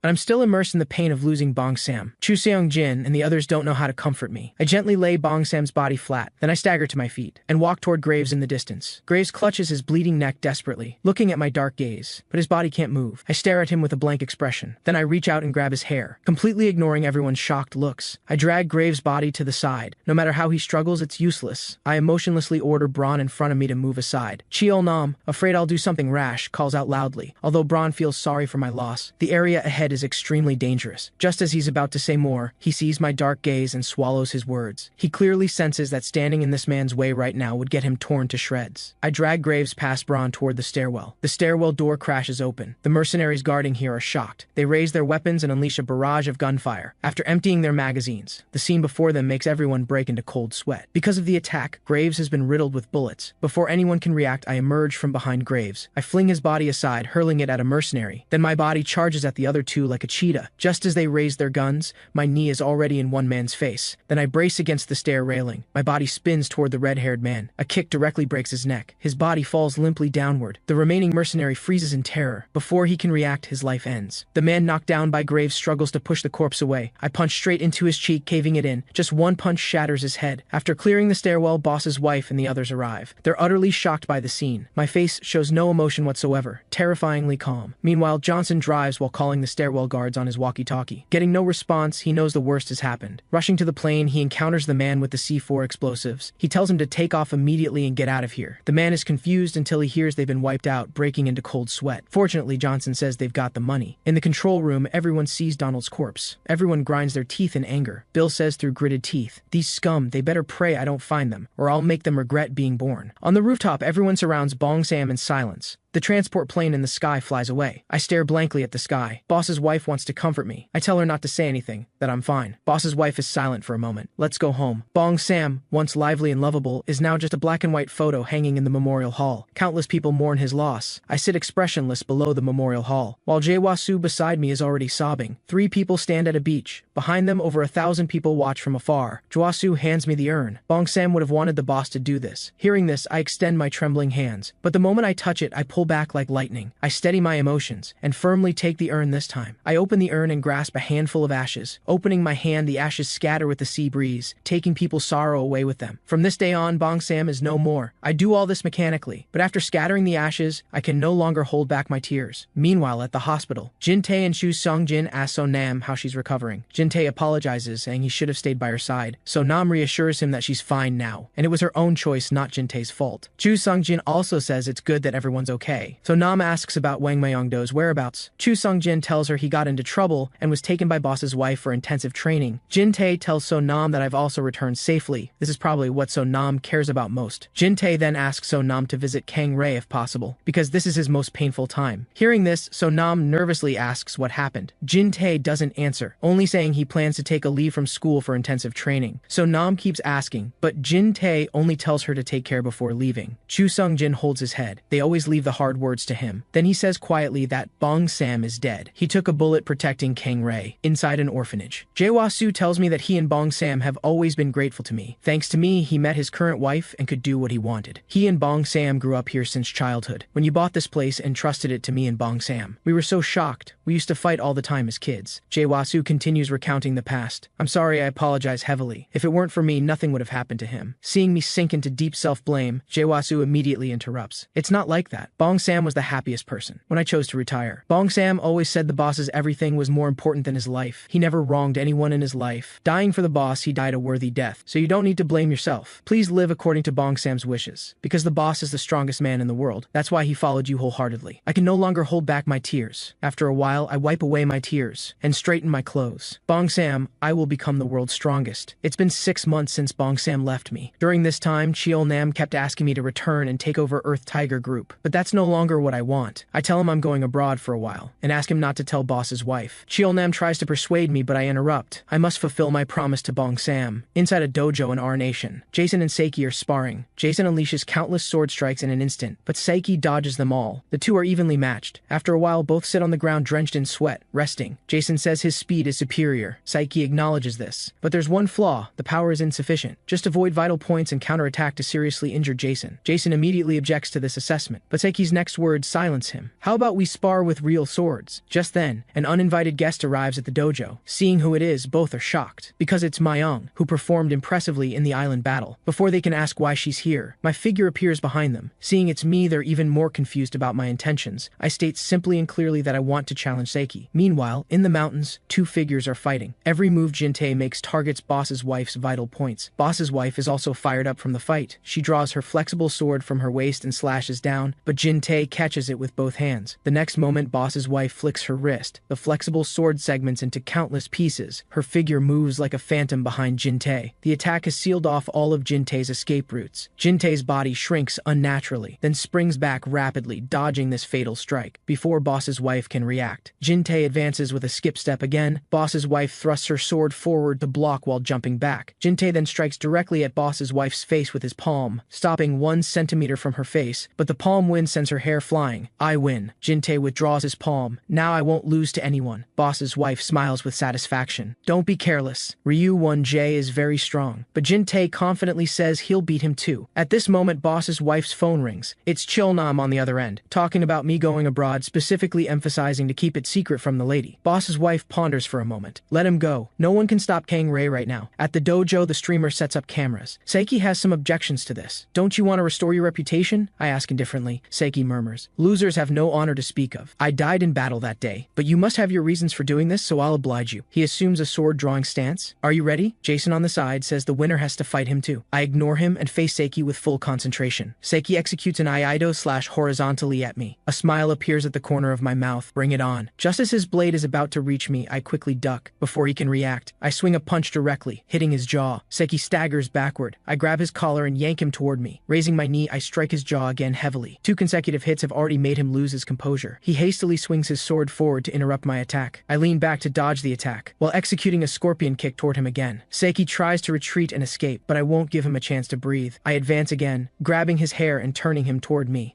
Seiki hurriedly thrusts his sword forward. I punch the hilt of his sword, hard, then swing my left fist, landing solidly on his face, smashing him into the floor. Seiki has lost consciousness. I suddenly sense danger. It's Jason's attack from the side. My turn now, right? Facing his provocation, I don't care. Bring it on. Jason unleashes countless sword strikes covering me, but my movements are like a phantom, dodging them all. After his wave of attacks, I quickly duck in advance. A powerful punch caves directly into his abdomen. Just one strike turns his face liver-colored. He crashes down and doesn't get up. Defeating two masters in succession, I remain expressionless. And all of this is recorded. The scene shifts. A plane flies across the sky. I sit in my seat resting. The streamer asks Mayong when he can upload the video. Mayong sternly scolds him that it's not his concern. The streamer excitedly says such an amazing match will definitely get tons of views. Mayong says they've already paid him, don't overthink other things. The streamer falls silent, frustrated. Then I remove the towel from my face and tell him, wait until we've recorded more match videos before uploading. At this moment, at the PFC headquarters tower in M Nation, 3 uninvited guests arrive. It's the 3 of us. Mayong tells the guards at the entrance to inform Plank of our visit. Meanwhile, in the training room, Plank is being pushed back repeatedly. He's been cornered against the wall with nowhere left to retreat, and the person simulating combat with him is Jin-tae. Jin-tae's palm strikes again. Plank has no way to avoid it. He takes the hit head on. He loses again this time. They've sparred over a dozen times now. Every time he's completely dominated. When facing Jin-tae, Plank feels like there's a wall in front of him. At this moment, the speaker announces our arrival.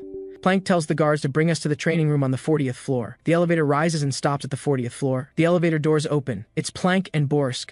Both are wary of my arrival. You still owe me a favor, right? They remain silent. Then I'm here to collect it. I see myself throw the first punch at Ryu 1J. Ryu 1J easily dodges the strike. Then he closes in. A palm strike to my abdomen forces me to retreat several steps without giving me any time to react. Ryu 1J whips out his fishing rod like lightning, slashing directly at my head. Of course, this is all just an AI-simulated battle that Plank initiated. Earlier, when I found Plank and asked him to return the favor, he asked disdainfully what I wanted. Although he expressed regret for my companion's death, they also paid a heavy price. The fleeing mercenaries have been hunted down. I scoff at his attitude. Back then, you didn't dare do anything in front of the mercenaries, trembling like dogs with their tails between their legs. I saved your lives. And things need to have a proper conclusion. Plank asks what I actually want. I tell him the competition hasn't determined the strongest yet. Plank lets out a mocking laugh. Although contacting Ryu 1J isn't difficult, it would be pointless, because he thinks my strength is far below Ryu 1J's. I tell him coldly that's not his concern. Just bring Ryu 1J before me. Hearing this, Plank laughs. That's easy. He immediately orders the AI to simulate through data. After 2 laser scans, me and Ryu 1J appear in the arena. Plank says the AI simulation has 98% accuracy, and Ryu 1J has a 91% win rate against me. The 2 virtual figures immediately begin fighting. Soon the opening scene appears. I watch this result quietly. Plank tells me there's no need to seek out Ryu 1J anymore. After he finishes, a smile curves at the corner of my mouth. You're really naive, still believing in this stuff. That's why Jin-tae beat you so badly. Hearing me mention that humiliation again, Plank grinds his teeth in anger, still stubbornly insisting on the AI's accuracy rate. I interrupt him directly and demand Plank simulate data of him and me. After the AI simulation shows the win rate, I'm even more mocking. This is why you're so confident. Then what are you waiting for? Let's have real combat. I'll show you what real combat is like. Plank clenches his teeth hearing this. His massive body charges at me like a cannonball. Little punk talking so big. Plank's fist grows larger in my vision, but I smile even more. With a thud, my punch connects with his jaw. Plank crashes down before me. His eyes are full of disbelief because even he doesn't know how he was knocked down. What's wrong? Can't handle it? Get up. Plank furiously pushes himself up, swinging his fist at me again. But my backhand punch heavily strikes his head. Before he can react, I twist my body and land an uppercut on his jaw. I easily dodge his counterattack, then deliver a liver blow. The pain contorts his entire face. This is what the gap in real combat looks like. At this moment, Plank can't respond. He retches violently. I kick him, sending his entire body flying high. The next second, he thuds down on his knees before me. After I land, I gather all my strength and strike Plank's head again, sending him flying backward. At this point, Plank is completely unconscious. Once a battle starts, I show no mercy. Meanwhile, in another forest, a jeep speeds along. In it are JWA Abai and Talon pursuing mercenaries. They received intelligence that mercenaries are hiding here. They must eliminate these guys who killed the boss, or they'll be eliminated by the new boss. The jeep stops in front of a wooden cabin. Just as JWAY wants to discuss tactics, Talon spots danger from the cabin and warns urgently. The hiding mercenaries immediately open fire. The 2 quickly take cover behind the vehicle. The mercenary fires while shouting, "Why are you chasing us like dogs?" Talon and JWAY are helpless too. If they don't hunt them down, their own lives are at stake. At this moment, Talon's voice comes through a walkie-talkie elsewhere. Hearing all this, Carl remains silent. Looking up, he wears an evil smile. "This is our gift to brother Jose," Carl says to the young man before him. This man is Carlos's brother Jose. Jose's face shows no expression, raising a glass. "We're family forever." Carl asks if he's interested in going to H Nation. Jose is confused. Carl explains the final battlefield might be in H Nation. This is also the match your brother was most interested in. At a detention center somewhere in S Nation, Sunglasses Guy is released through Lee Sung-ho's connections. Sunglasses Guy is about to express thanks, but seeing Lee Sung-ho's expression is off. "Get in the car quickly." Sunglasses Guy follows the voice and sees Ryu 1J. Instantly breaks into cold sweat. Ryu 1J says coldly, "Things need a conclusion." Inside the 10,000 Blades gang headquarters tower, Ryu 1J sits on the office desk. Before him, led by Lee Sung-ho, stands a group of 10,000 Blades gang members, daring to threaten me with my family's hostages. Such foolish behavior. Everyone is dead silent. Of course you were all just following orders. Ryu 1J continues, "The mistake is your boss's." As soon as he finishes, everyone kneels down admitting fault. Lee Sung-ho explains he was blinded by hatred, about to explain more. Fishing lines wrap around the people behind him. With shrill screams, blood spatters through the air. Witnessing this, Lee Sung-ho and the other are terrified. "Although I haven't killed in many years, you crossed my line." Hearing this, Lee Sung-ho breaks down sobbing. Trembling, he begs Ryu 1J to spare him for his father's sake. He'll agree to any condition, but Ryu 1J's eyes are dark. Suddenly whips his fishing rod at Lee Sung-ho, blood bursting. The other rushes forward desperately. A fishing line wraps eerily around his neck. "Don't worry, your life isn't mine to take. I'll spare you." Sunglasses Guy collapses weakly as the fishing line loosens. At this moment, Ryu 1J receives a call from Plank, asking him to come to M Nation. When he learns it's a request from H Nation's boss Kang, he reveals an enigmatic smile. On the plane, he voices his doubts. I don't answer him directly. Instead, I ask him who would win between a lion and a buffalo. Plank is confused. I tell him no matter how strong a buffalo is, it's just prey before a lion. This is the first time I'm hunting with full strength. These words shock everyone. At this moment, the plane lands on a beach. Everyone gets off the plane. Borsk asks if it's necessary to come here again. This place is the island where the previous competition was held. I gaze at the distant tower. It ends where it began. The streamer arrives at the control center, exclaiming the equipment here is amazing. Meanwhile, at a boxing gym in H Nation, Chu Song-jin stares blankly at the punching bag. The coach asks what's wrong. Chu Song-jin says after experiencing so much, everything feels meaningless. The coach tells him he's at his peak, everything's just beginning. Chu Song-jin glances at the championship belt, says he feels lost, doesn't understand why he came here. The coach tells him not to overthink it, rest if he's tired. Chu Song-jin says he's practiced boxing his whole life, feels it can't compare to mixed martial arts. But then he thinks about becoming a muscular monster, and immediately loses motivation. At this moment, the door suddenly bursts open. The visitor surprises Chu Seung-jin. It's So Nam on crutches. Chu Seung-jin asks why she's here. So Nam takes out her phone to show him. When he sees the video content, he breaks into cold sweat. The phone shows the match videos the streamer posted. He doesn't understand why the videos leaked again, but that's not the main point. Scrolling down, his mouth drops open in shock, because the match videos below, they've never seen before. Scrolling further, my figure appears in the videos. The streamer announces they'll select the world's strongest man here. This makes Chu Song-jin break down. He doesn't understand what I'm trying to do. Meanwhile, at Earth Tiger Group headquarters, Earth Tiger's executives also see this video. Chief Prosecutor Kim falls silent after seeing it. Second boss in a prison somewhere laughs watching the video. This time, unlike before, it's open for everyone to watch. When Wang Myung-do shows the video to boss's wife and Jin Tae, neither shows any surprise, worthy of Kang Rae making such a big commotion. Jin Tae says, "We'll win, right?" Meanwhile, I'm on the rooftop. A call interrupts my thoughts. Myung finds me, telling me to rest. I tell her I want to be alone for a while, but Myung insists I go sleep, because I haven't slept in days. I say I'm fine, tell her not to worry. Seeing my insistence, Myung doesn't press further. She suggests I check the training room, says I can simulate combat with Ryu 1J. This way I can better understand his strength. You think I'll lose? Myung says quietly, although the boss is very strong. But she's witnessed Ryu 1J's strength, clearly knows how formidable he is. I tell her confidently that I will definitely win. She's about to urge me to the training room again, but I interrupt. I don't think it's necessary. People like us understand each other with just one look, to see who will be the strongest one. At the H Nation airport, Jin Tae and boss's wife just appear. Cheol Nam blocks their way. Behind him follows a group of Earth Tiger Group executives. Everyone says they want to cheer for the boss, asking boss's wife to let them come along.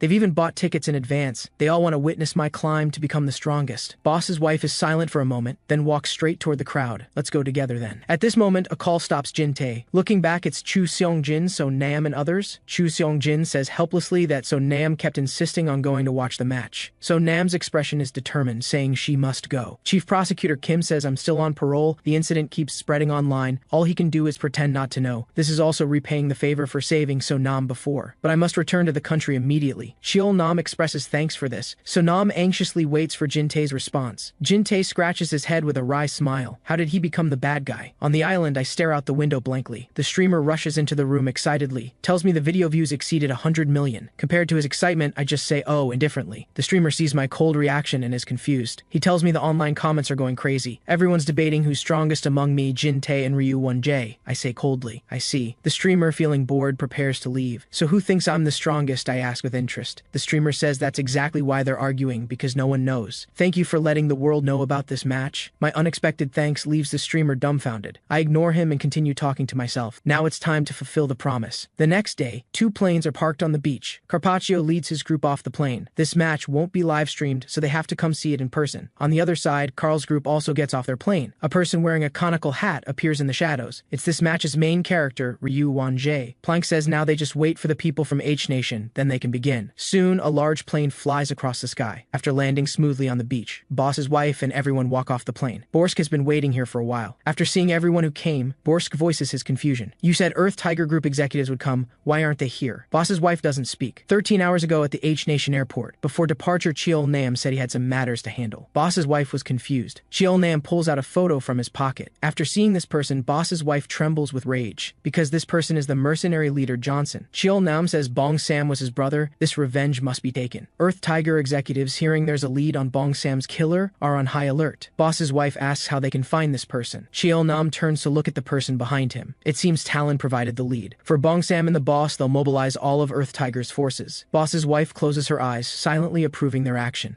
Meanwhile, on the rooftop, Ryu 1J and I stand in the arena, surrounded by several cameras. In the conference room, the previous investment groups are also here. Carpaccio says regretfully, if they could live stream, they'd make a fortune. Plank tells him to be content. Carl adds, being able to watch such an amazing match is enough. After all, the last incident was too big. Plank says there definitely won't be any accidents this time. The 2 people on the rooftop face off. Ryu 1J asks, why fight? I tell him it's not about personal grudges, just pure combat. Ryu 1J says he owed me a favor before, so wasn't in the mood to fight. Then I'll fight until you fight back. Hearing this, Ryu 1J throws his head back laughing. He realizes my determination to fight, weighing his fishing rod. Says, using this feels unfair since I'm still barehanded. I tell him not to worry about it. After all, he's just a toothless old man. Then let our hands do the talking. As soon as the words fall, Ryu 1J attacks. He lightly flicks his fishing rod. I sense danger and immediately leave my position. A camera behind me is smashed to pieces. This repays the favor from last time. Next time won't be so easy to dodge. Then what are we waiting for? My body shoots toward Ryu 1J like a cannonball. Truly young and fearless. Ryu 1J watches me charging, then whips his rod, fishing line snaking eerily toward my neck. I quickly duck, narrowly dodging this attack, rapidly closing in on Ryu 1J again. Ryu 1J lightly shakes his fishing rod. The fishing lines retract again. Unable to dodge in time, my arm gets wrapped. Got you, young man. But contrary to his expectation, I ignore the fishing line and charge at him again. Ryu 1J swings his fishing rod forward. I dodge to the side while swinging my fist at him, but the fishing line is already taut, restricting my right hand. Still too young, kid. The more you struggle, the tighter the line wraps. Blood is already visible on my entire arm. Enduring the intense pain from my arm, I still strike toward Ryu 1J. Even if it means sacrificing an arm, I must seriously injure Ryu 1J. This is my unyielding fighting spirit, this fighting style of hurting the enemy 100% while damaging himself 80 shocks, even Ryu 1J. He twists his head to dodge my heavy punch. Ryu 1J glances at my bloodied arm. Move it again and you'll lose the arm. I advise you to give up. But all he gets in return is my grin. My left hand weirdly penetrates his defense, attacking his face. This is Wang Yong's signature technique. Ryu 1J has no choice but to defend himself, abandoning his fishing rod. His body spins like a top, dodging my swing, before I can follow up with more attacks. Ryu 1J, having steadied himself, delivers an upward kick. I slightly sidestep, dodging this kick while my right fist, free from the fishing line, hammers viciously at his face again. Ryu 1J is smashed into the ground, but the feedback from my fist feels completely wrong. That punch was blocked by the fishing rod. Ryu 1J's eyes are cold. No one has ever pinned me down before. He immediately kicks at my abdomen. The powerful kick makes my veins bulge with pain. Ryu 1J pushes off the ground with his palm. His body rises into the air, retreating backward, and I also retreat repeatedly, adjusting my breathing. Just stopping my retreat, I push off the ground, and my body launches toward Ryu 1J again. The two engage again, exchanging several moves, neither causing real damage. My repeated attacks are all blocked by the fishing rod, but I'm getting more and more excited. My fists rain down on Ryu 1J like a storm. Suddenly, Ryu 1J notices something wrong. Every strike of my fist is concentrated on the same spot of the fishing rod. Finally, after another heavy punch, multiple cracks appear on the fishing rod. Then with a snap, it It breaks in two. Kid, were you targeting the fishing rod from the start? I smile slightly. Just found it annoying. What will you do now? Ryu 1J casually tosses the broken fishing rod aside. I admit you've got something, but that's all. He positions his right palm outward, fingers pointing down, assuming a strange stance. This ends here, kid. Hearing this, I laugh. Then I really must thank you. I swing my fist at Ryu 1J, inside a prison somewhere in H Nation. Second boss is lying leisurely reading a book. Two underlings find him, saying they're curious about the match between the boss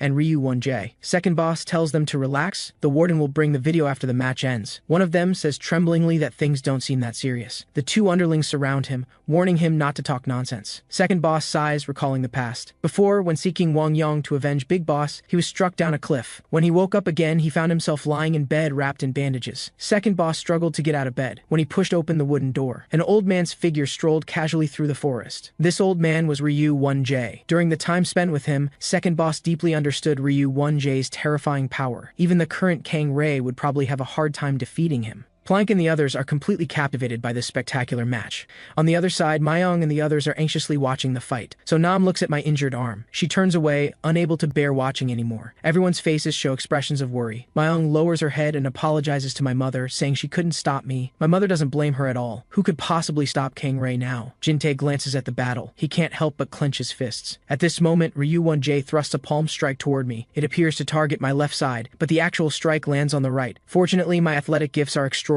and I manage to dodge it. Instead, I strike back first. My rear hand hook is evaded as Ryu 1J bends down. Then he grabs my collar. Before I can break free, he lifts a foot and kicks toward my temple. My arm barely blocks the strike. Ryu 1J stabilizes himself while spinning in the air. Once again, he launches a scorpion kick toward my face. But Ryu 1J shows no joy of success, because at this moment, the foot kicking toward me is caught in my hand. It turns out everything just now was a deliberate opening I created. Unable to escape, Ryu 1J takes my punch to the abdomen, but the attack is blocked again by his arms. He even uses the force to float backward. The moment Ryu 1J lands, he kicks off the ground. His body launches toward me again. The speed is so fast I can't react in time. Watching his extended right claw, I can't dodge. I can only raise both arms to take the hit head on. Unexpectedly, Ryu 1J's palm merely touches my arm lightly. The next second, my body feels like it's been hit by artillery. My entire body is blasted off the ground. It feels like all my internal organs have shifted. Unable to hold it back any longer, I spit out a mouthful of blood. My body can no longer support itself and falls backward. This split-second moment shocks everyone. It had been years since anyone forced me to use my full power. This alone deserves praise. Your organs must be damaged, but you'll recover after some rest. After saying this, he stops looking at me and turns to leave. Where are you going? This call startles Ryu 1J and stops him in his tracks. He turns around in disbelief. He sees me shakily standing up. Old man, you have no honor. You hit someone and then try to run. I'm only just getting started. How foolish. You don't even have the strength to stand, yet you continue to act tough. I don't listen to his advice and still rush toward him quickly, watching my fists swing toward him again. Ryu 1J's face shows no expression as he slowly extends his tiger claw again. While dodging my fist, he strikes toward me. Once again, it touches my lower back lightly, but instantly, my body spins just like before. I won't fall for the same move twice. Under Ryu 1J's astonished gaze, my fist flying toward his face grows larger and larger. Unexpectedly, it directly knocks off his conical hat, and his upward palm strikes my abdomen. You truly surprise me. Taking a strike with my full power, you can still move, but this is where it ends. With that, his inch force explodes inside my body. My entire body is blasted backward. Enduring the intense pain, I kick Ryu 1J with a back kick. Ryu 1J is in disbelief. That last strike was enough to rupture my spleen. He doesn't understand how I can still counterattack. Watching my incoming kick, Ryu 1J barely manages to dodge by bending down. My strike misses. The moment my body touches the ground, I kick off. My body redirects toward Ryu 1J again. Raising my massive fist, I attack again. Ryu 1J gradually weakens in the confrontation. In contrast, I'm getting more and more excited. His foot kicks my chin while my fist slams into his face. I'm like a fighting machine that knows no fatigue or pain. I raise my fist and advance again, and this time, the speed is even fiercer than before. A heavy punch directly sends Ryu 1J flying. He takes several steps back before stopping. This kid is actually still growing during the battle. What a terrifying guy. Like a monster. Both know this will decide the winner. They simultaneously strike each other's chests. The scene freezes like a still frame. Both attacks cave into each other's chests at the same time. Both spit blood simultaneously. After withdrawing their hands at the same time, they lock eyes. I'm still getting old. With that, Ryu 1J's body crashes backward, while I stand in the center without moving an inch. This outcome exceeds many people's expectations. Our people are more worried. Mayong and the others immediately immediately rush to the rooftop. I still haven't moved at all in the arena. My mother instructs Myong to take Ryu 1J back to his room. You worked hard, son. My mother's greeting receives no response from me. She immediately senses something is wrong. From the front, I'm bleeding non-stop, my face ashen. The moment my mother's hand touches my shoulder, my entire body collapses into her arms. I'm here. Don't worry. Hearing this, I wearily close my eyes. When I wake up again, I'm already in a hotel room. My entire body is wrapped in bandages. Every movement sends shooting pain through me. How do you feel, son? You're badly injured. It's best not to move. At this moment, Chu Sung-jin and Wang Myong do also come to see me. I learn that I was unconscious for 3 whole days. Seeing me awake, Chu Sung-jin starts making noise about wanting to compete with me, saying he could definitely beat me now. He immediately shuts up when he sees So Nam walk into the room. Everyone tactfully leaves the room. I try to say something to ease the awkwardness. So Nam throws herself into my arms, making me wince in pain. Then So Nam's shoulders shake as she begins to sob. After everything that has happened, she opens her heart to me again. I sigh inwardly and slowly close my eyes. I lift my hand and embrace So Nam. I decide to stop avoiding it. I face my feelings for So Nam directly. At this moment on the rooftop, Jin Tae stares blankly at the starry sky. No one knows what he's thinking at this moment. His mindset has changed. He hides in the training room, meditating. He keeps replaying in his mind the battle between me and Ryu 1J. If he were the one fighting instead, could he handle Ryu 1J's attacks? Could he achieve victory? Thinking through to the end, he can't help but furrow his brow. When he opens his eyes again, he's drenched in sweat. My mother appears behind him, asking what's wrong. Jin Tae says it's nothing. He asks in return if she's worried. If you wish, I'll give up this match. Hearing this, my mother falls silent, recalling the previous matches. I faced desperate situations time and again, yet emerge victorious. Not only is my strength formidable, but more importantly, my mindset of never backing down. So Jin Tae knows that fighting casually won't be enough to defeat me. That battle might be a fight to the death, because he knows that unless I stop breathing, I won't fall. So do you want me to give up the match? Jin Tae asks my mother again. You and Kang Rei are both my family. Kang Rei shouldn't. Even as she says this, my mother lacks confidence, as if making a great decision. After a long pause, my mother tells him to take the upcoming match seriously. Kang Rei would think the same way. Hearing this, Jin Tae is stunned for a moment. Then a smile curves at the corner of his mouth. Then let's cast everything else aside and enjoy the battle. On the other side, the jungle is covered in heavy snow. Several people are waiting for someone. As the car roars, they know the person has arrived. It turns out the one meeting them is JWAOE. Behind JWAOE are Cheol Nam and the Earth Tiger Group's top brass. They tell JWAOE they've had them trapped for over 10 days. They're holed up in a wooden cabin, refusing to surrender. At this moment, Jason and his group are completely out of supplies. JWAOE says they could have taken them down long ago, but wanted to do the boss a favor. Hearing that Bong Sam's killers are inside, White Dog immediately gets agitated, demanding to storm in and kill those bastards. Stone says it's best to consult the boss first. Cheol Nam directly interrupts him, saying there's no need. The Earth Tiger members also hear the anger in Cheol Nam's voice and don't dare to interrupt. Cheol Nam approaches JWAOE. He picks up the RPG on the ground, saying he'll borrow it. Then, under everyone's astonished gazes, he hoists it onto his shoulder, aiming directly at the wooden cabin. Without hesitation, he pulls the trigger. A missile trails smoke as it screams toward the cabin. Jason is still at the window, checking the situation outside. The next second, it explodes right there. With an explosion, the cabin becomes a massive fireball. Bong Sam's great revenge is avenged. Everyone watches this, their expressions solemn. Cheol Nam tosses the RPG aside, saying to prepare to go back. Can't miss the final match. Back on the island, I struggle to get up, but Plank asks me to rest more. I rebuke him. Who does he think he is? Plank doesn't get angry. He says the doctor advised at least a month of rest to recover. I don't care. This minor injury won't take a month. Plank says everyone wants to see a spectacular match, so I must maintain optimal physical condition. This makes me furious. Am I fighting to entertain you? Plank says he understands, but still doesn't want to leave any regrets in the match. I tell him this minor injury only needs a week. Within a week, Cheol Nam and the others return. Jin Tae is also meditating to adjust his condition. My relationship with So Nam returns to how it was before. A week later, I remove the bandages from my body. I straighten my clothes. With determined eyes, I walk out of the room to face the final match. The final battle location is still the rooftop. This battle stirs countless hearts. National leaders wait nervously in front of their screens for the match to begin. So Nam, Chu Seong Jin, and others are mostly worried, because both fighters are people close to them. In distant E Nation, a little boy sleeps peacefully, and Braun, who's putting him to sleep, is also watching the live stream on his phone. In R Nation, Jason slaps the floor saying it's about to start. He calls Saki over to watch together. Inside the H Nation prison, a group of people chatter while watching the stream, shouting that the boss will definitely win. The one telling them to shut up and be quiet is Second Uncle. A smile curves at the corner of Second Uncle's mouth. This kid has really made it. He actually took down Ryu 1J, truly Big Boss's son. Back at the rooftop, the match still hasn't started. It's already an hour past the scheduled time. The streamer doesn't know what's happening either. Just as he's about to check, huge crashing sounds come come from behind the door. This immediately makes the streamer nervous. When he opens the door and leans out to look, the scene before him makes cold sweat pour down. Jin-tae and I are already fighting at the stairwell. An hour ago, I was preparing to head to the rooftop, but Jin-tae was already sitting on the stairs waiting for me. How's your body recovering? I don't care about his concern at all. Jin-tae grins. Kang-rae, you're as irritating as ever. But that's fine. Now I can beat you up without holding back. But before we fight, I still want to say something to you. Stop being as childish and willful as a kid. I don't understand what he means by this, but I can feel the contempt in his words. So what if you beat me? Will Bong Sam come back to life? Such childish behavior. His words startle me for a moment. Then I mock him. Are you scared? Trash talk is useless. Let your strength do the talking. Then I walk past him toward the rooftop. Seeing me so stubborn, Jin-tae launches a scorpion kick toward my face. His foot stops 10 centimeters from my face. The warning is crystal clear. Then let me see your strength. In that case, I'll also use my full strength. To be honest, I still care about what she thinks. His condescending attitude infuriates me, as if for her sake, he can decide the match's outcome at will. Before he can say anything more, I directly throw a punch at his face. Jin-tae slightly sidesteps to dodge it. Then, like a monkey, he kicks off the wall and his body soars into the air.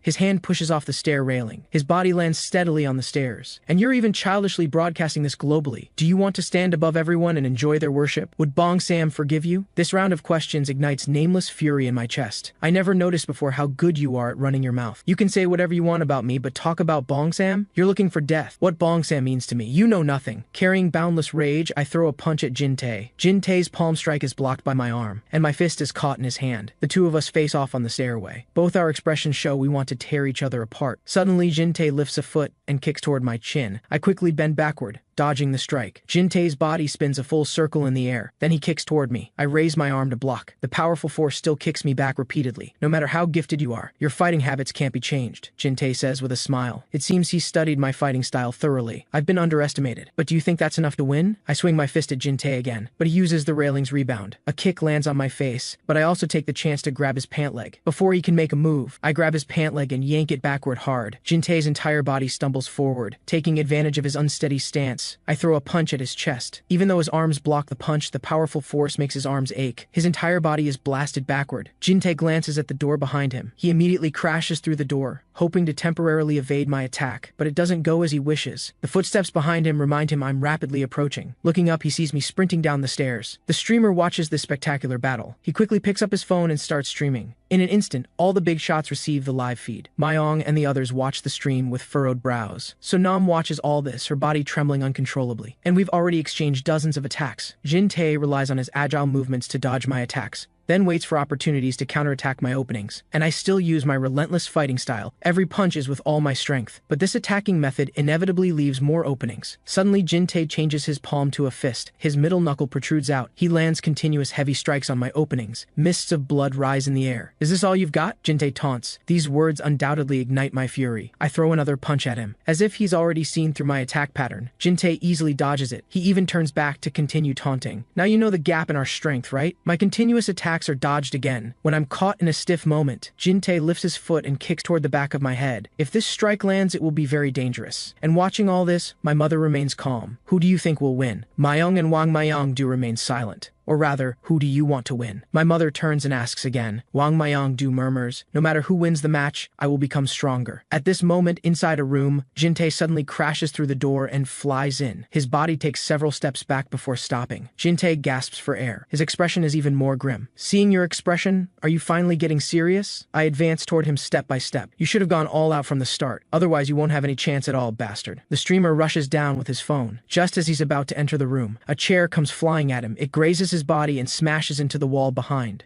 Inside the room, the two exchange punches and kicks. Although both are blocked, both their gazes remain fierce. I seize an opening and grab Jin-tae's braid. I yank it backward hard. Jin-tae's body immediately stumbles. He wants to break free, but I don't give him the chance. I swing a fist hard toward him. Jin-tae's eyes turn cold. He does something that surprises me. He opens his mouth and bites the braid. Then he bites down hard. He forcibly bites through the braid while breaking free. He bends down and dodges my attack. His palm presses lightly on my abdomen. Then inch force explodes inside my body. One palm strike pushes me back. I also retreat continuously to the bedside before stopping. What a troublesome punk. At this moment, Jin-tae stands with his hands behind his back and even beckons me with his finger. He's full of disdain for my crude fighting style. This scene is broadcast live to everyone in real time. So Nam trembles all over with tension. She doesn't understand why men are all like this. To compete for the title of strongest, they can fight people close to them. Chu Sung-jin stammers, unable to explain. He only hopes this farce ends quickly. On my mother's side, she's also staring at the big screen. Ryu Ryu-1J walks in. My mother asks how his body is recovering. Ryu-1J jokes that his bones are practically falling apart. Even so, he doesn't want to miss this spectacular match. Ryu-1J begins analyzing the two opponents. Jin-tae trained from childhood and applied it to real combat. But I'm different. I grew rapidly through actual battles, and street fighting doesn't stick to any particular form. He adapts to the environment, using everything around him to create favorable conditions. As soon as he finishes speaking, I grab the bedsheet. The sheet falls directly over Jin-tae. Jin-tae didn't expect this sudden move, and my fist is hidden in the sheet. At the critical moment, Jin-tae sidesteps to dodge, but he also loses the initiative. I leap high, pouncing like an eagle on its prey. A powerful and heavy punch strikes out, and Jin-tae has nowhere left to dodge. He takes the heavy punch solidly and flies backward. The streamer just realizes something's wrong, but it's already too late. Jin-tae crashes directly into him. Fortunately, this prevents Jin-tae from being too seriously injured, and I follow. Both of us erupt with astonishing momentum again. Jin-tae stomps the ground with a cracking sound. The streamer's pupils shrink. My 14 Pro Max 512 GB Gold Edition phone. Jin-tae ignores his wailing. His body shoots toward me like a cannonball, his eyes full of anger, and I smile slightly, ready for battle. Come at me, punk. Meanwhile, the streamer quickly runs to the rooftop. He finds the camera nearby and starts filming directly. He shoulders the camera and runs back downstairs. This intense battle could decide the outcome in an instant. If he doesn't record the result, it will be his life's greatest regret. When he reaches the room where we were just fighting, he finds it's already empty. Fighting sounds come from a room nearby. With a roar, I'm blasted out of the room and slam into the wall. Immediately after, Jin-tae also rushes out.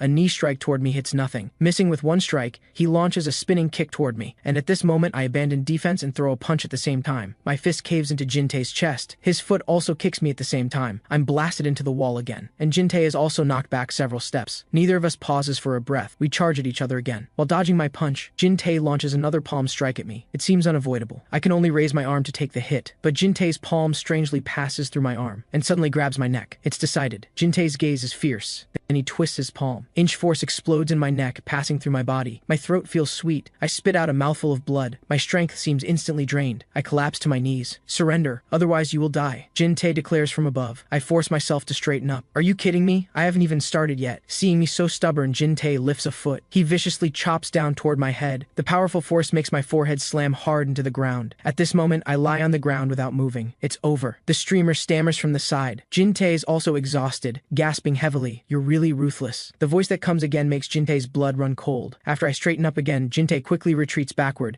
creating a safe distance. Is he like a cockroach? This is the only thought in Jin-tae's mind right now. Meanwhile, I'm still grinning strangely. This is incredibly interesting. Jin-tae exhales heavily. If death is the only way to end this, then let me help you. With that, he charges at me like lightning again, and I seem to have given up defense, standing there blankly. But what's shocking is Jin-tae's lightning-fast palm strike is dodged simply by me leaning my neck back slightly. This makes Jin-tae feel very uneasy. Jin-tae, the same move doesn't work on me. As my fist comes crashing in, images from childhood flash through Jin-tae's mind in an instant. He was taken in by his master as a child to train in martial arts. On his master's deathbed, he entrusted the hope of the martial lineage to him. As the heir to the martial lineage, he won't lose and cannot lose. This is not just a personal victory or defeat, but the dignity of the martial lineage. Although he's in the air, he forcibly twists his waist and lands steadily on the ground. From now on, let's fight to the death. The battle between the two has already lasted an hour. Although that fist-to-flesh fighting style is very physically draining, neither of us pauses to catch our breath after separating. We immediately clash again. Who knows how many punches we've taken, how many injuries we've sustained. There's only one belief in our hearts: take down the opponent. This insane battle shocks everyone watching, but the two of us in the arena are getting more and more excited. I land a heavy punch that knocks down Jin-tae. Everyone thinks the winner has been decided. Plank even clenches his fists, but then he releases them. Although unwilling to accept it, we've already reached heights he can't match. Suddenly, Jin-tae kicks me and slams me into the ground. Both of us are at the end of our rope. Jin-tae gasps heavily. He says he absolutely won't lose, but I stand up again. This makes Jin-tae feel despair and helplessness for the first time. You lost. As my words drift out, I sweep a whip kick toward Jin-tae. Jin-tae is swept away and slams into the wall. Although his arms protect his head in time, the powerful force has made it difficult to lift them. At this moment, my attack comes at him again, a confident smile of victory on my face. Countless fist shadows instantly engulf Jin-tae. Each strike is like a hammer, pounding on everyone's hearts. Jin-tae is like a lone boat in the ocean, at the mercy of the storm. I gather all my strength into one fist. One punch strikes Jin-tae, who makes no defensive moves. It's over, right? Jin-tae is seen standing against the wall for a long time. Suddenly, his body moves slightly. I'm telling you, kid, don't move again. Suddenly interrupted by my mother's roar. My fist stops in front of Jin-tae. It's already over, my mother says calmly. I turn back to look at Jin-tae. It turns out he's been unconscious for quite some time. I grin. For the sake of the martial lineage cannot lose, he actually passed out standing up. What a maniac. At this moment, Jin-tae's body slides and is about to fall. I grab his collar. I said I would win. Then I put his arm over my shoulder and carry him run toward my mother. I won. My mother sees both of us are okay and smiles with relief, so Nam sees it's finally over and can't help but cry. Ryu 1J sees the winner has been decided and turns to leave. He glances at Wang Myongdu. How exciting. On the Earth Tiger Group side, everyone cheers with joy. Borsk side also shouts with excitement. To see such a match in this lifetime is worth it. Plank also sincerely praises this match. At the prison, everyone also cheers for the boss's victory. Second uncle's lips curl up. This kid is exactly like his old man. A year has passed since the match, so Nam and I are on a date at a restaurant, but the place is filled with men in black, which makes her very unhappy. So Nam eagerly suggests going to an amusement park on the weekend, but I awkwardly scratch my head, because I have plans for the weekend. Instantly, so Nam unleashes her fury. You don't even have time for a relationship. I don't know what you're busy with every day. After much coaxing, I promise to make it up next time and finally calm her down. The person I'm meeting this weekend is Second Uncle. Today is the day he's released from prison. Cheol Nam leads the subordinates to respectfully greet Second Uncle. Second Uncle is about to ask where Kang Rei is. I stride confidently toward him. Long time no see, Second Uncle. At another mysterious mountain location, Divine Blade Seki and Jax are training. My mother and Ryu 1J sit cross-legged. On another side, Jin Tae and Wang Myongdu are also sparring and training. Everyone is working hard to improve themselves.